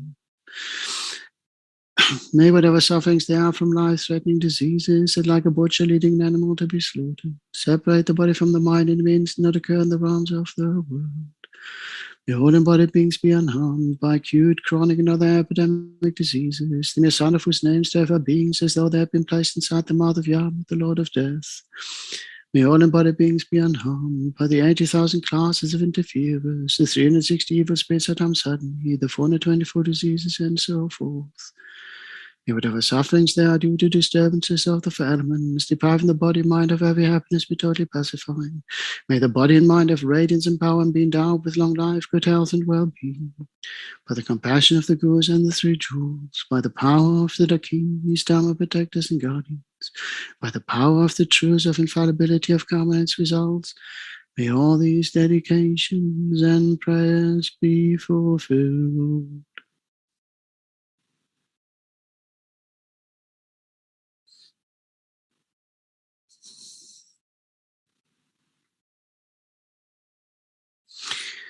Before we dedicate, may we also recite the Thangtong Gyalpo's words of truth, pacifying the dangers of weapons, to address all the conflicts in this world. And right now, the conflict between Russia and Ukraine is taking the limelight, but we mustn't forget there are many, many conflicts around the world that do not make the news, but cause nonetheless suffering for all those around. O Mani Padme Hum, great, loving, victorious one, I, sublime, compassionate, eye-looking one, wrathful, victorious, Hajagriva, perfect, pure Tara, and so forth, objects of refuge, whose holy names eliminate all dangers upon me hearing, who are compassionate in nature, please pay attention to me. When the sentient beings of the time of quarreling and of flourishing of the 5 degenerations are tormented by fighting and intense suffering from the explosion of a great ocean of evil karma and jealousy, please dry this ocean up by the strength of your transcendental wisdom and compassion, also by letting fall a great nectar rain of loving kindness on transmigrated beings whose hatred is a blazing fire. Please grant your blessings for happiness and auspiciousness to increase, by their recognizing each other as being like parents, through defeating the multitude of vicious evil spirits who, by entering someone's mental continuum, change it instantly into the mind of an asura. From now on, may they never roam in this region. Please cause all those please cause all the sentient beings who have died in war from now on to abandon all evil karma, the cause and result, and be miraculously reborn in blissful land. Please also lead all others to that pure land.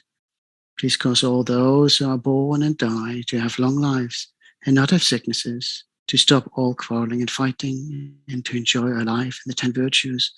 Please make rain fall at the right time, harvest to always be good, and auspiciousness to increase in all habitats and for all inhabitants, by the ultimate reality, which is pure in nature, unbetraying cause and result, which has that ultimate reality, and by the compassionate Guru, mindful deity, and the rare sublime ones, may my pure and extensive prayers be accomplished. So, dedications. Okay.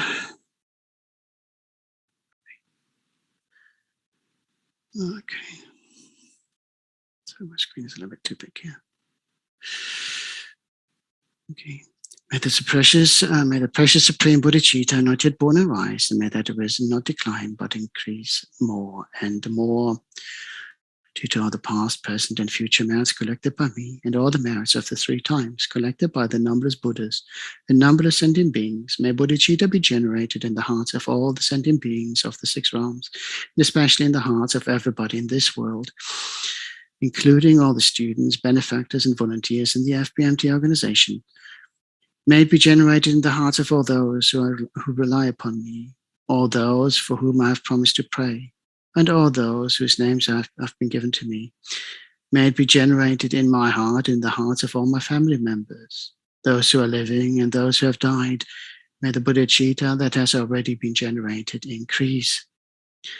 Whatever suffering transmigratory beings experience, may it all ripen upon me. Whatever happiness and virtue I accumulate, may it all ripen upon others.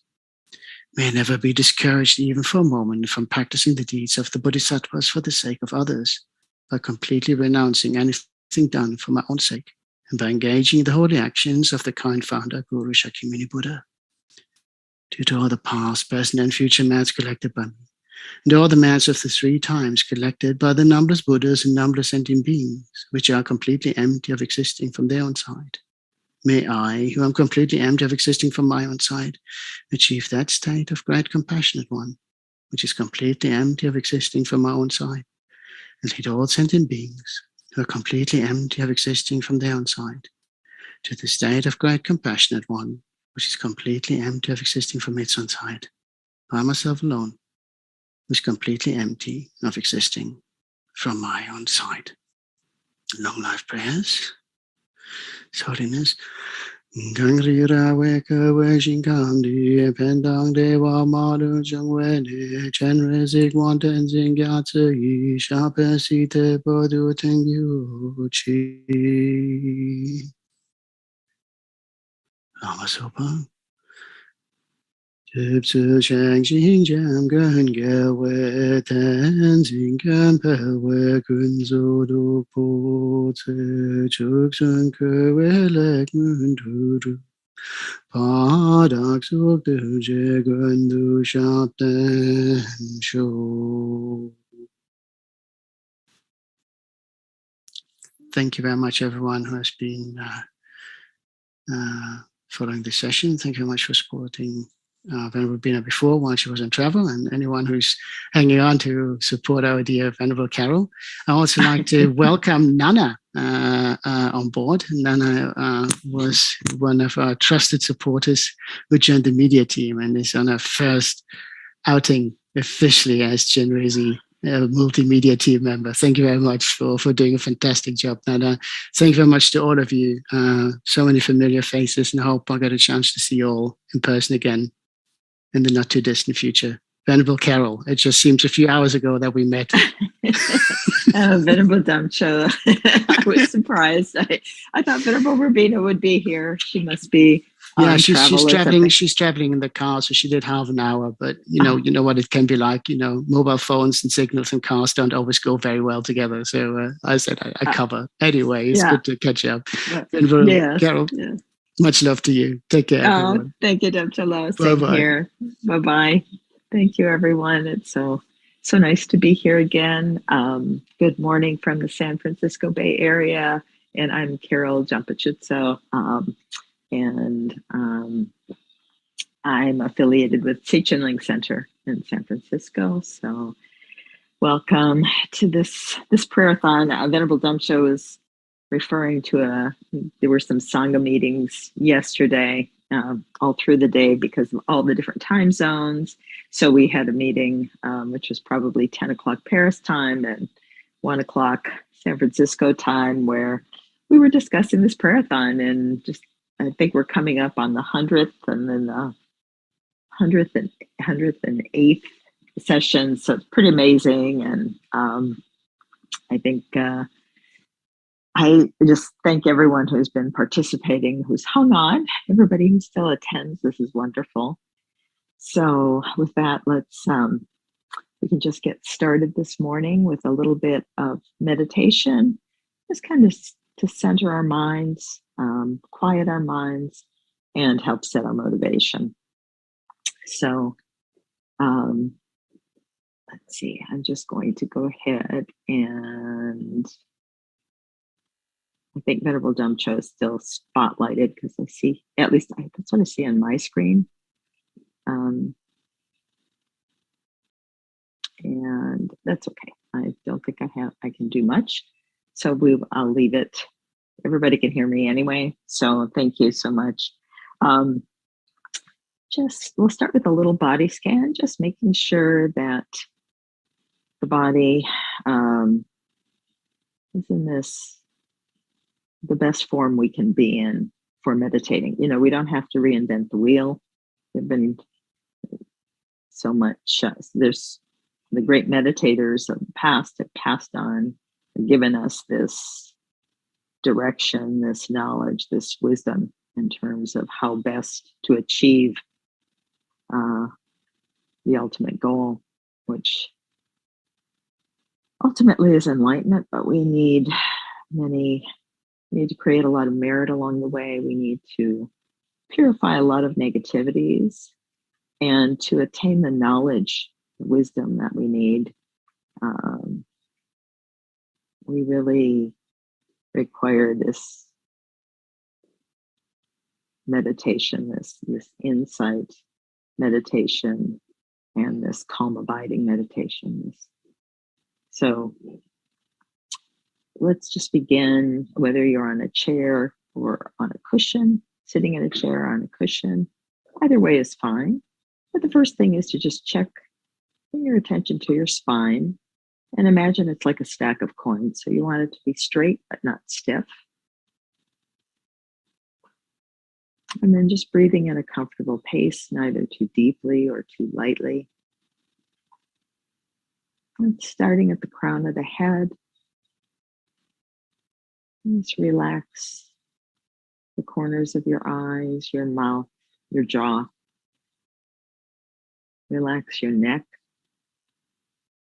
Relax your shoulders. You know, I have a tendency to hold a lot of tension here in the shoulders. Sometimes they're up by my ears. I don't even realize it. So just make an effort to really bring them down, to relax them.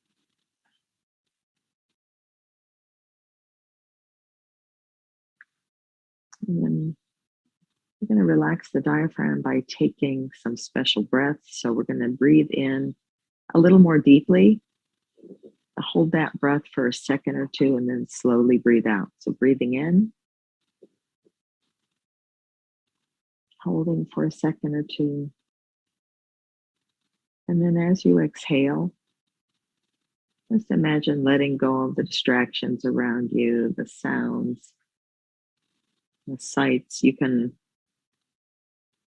the sights are distracting, you can lightly close your eyes or gently close your eyes. We don't want to be, again, holding, tightly to anything in this meditation. We just want the body to be relaxed so we can enable the mind, bring the mind to alertness. So then taking in another breath, holding for a second or two, and then very slowly exhaling. This time as you exhale, you can imagine all the tension in the body leaving. Any areas that cause issues, just imagine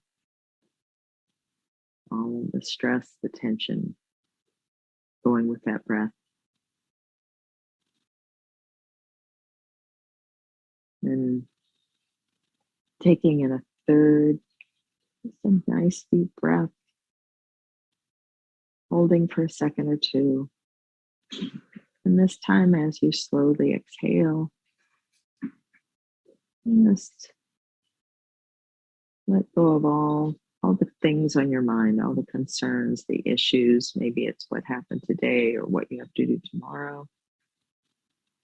Just letting go of these And letting the mind rest on the breath. Just noticing the breath. Just breathing in and breathing out.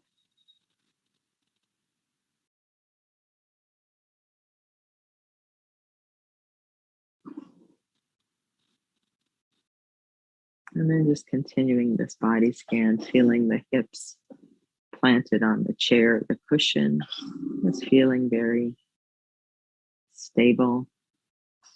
And then relax your thighs, your knees, your calves, your ankles, and your toes. And just rest, pay attention on the breath for a moment.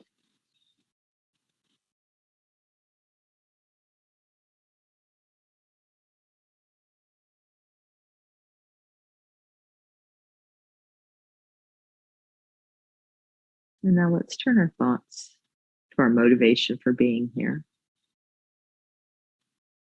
And just remembering that just as we wish to be happy, so does each and every sentient being. We're all the same in this. We all want to be free of suffering and have lasting happiness.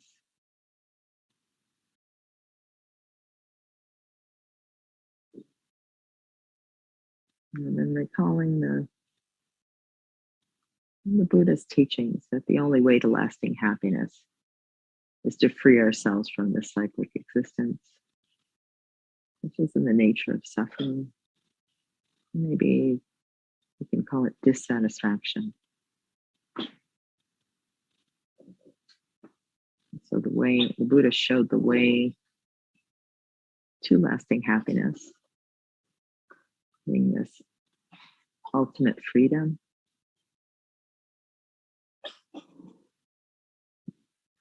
achieving full enlightenment. And then just thinking, if I do this only for myself, I leave all sentient beings behind, my friends, my family, and every other being. So just thinking, generating this heart of enlightenment, this wish to attain enlightenment to benefit others, making that our motivation.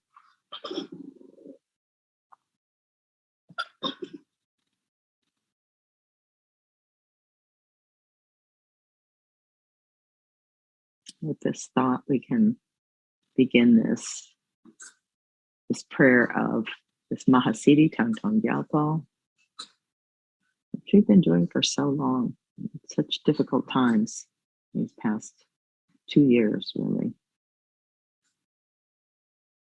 So just thinking about this bodhicitta as we recite this motivation and take refuge. All sentient beings, my mothers, who are infinite like space, go for refuge to the precious Guru Buddha. We go for refuge to the Buddha, the Dharma, and the Sangha. We go for refuge to the assembly of gurus, yidams, and dakinis. We go for refuge to the empty clarity of our own minds, the Dharmakaya. All sentient beings, my mothers, who are infinite like space, go for refuge to the precious Guru Buddha. We go for refuge to the Buddha, the Dharma, and the Sangha. We go for refuge to the assembly of gurus, yidams, and dakinis. We go for refuge to the empty clarity of our own minds, the Dharmakaya. All sentient beings, my mothers, who are infinite like space, go for refuge to the precious Guru Buddha.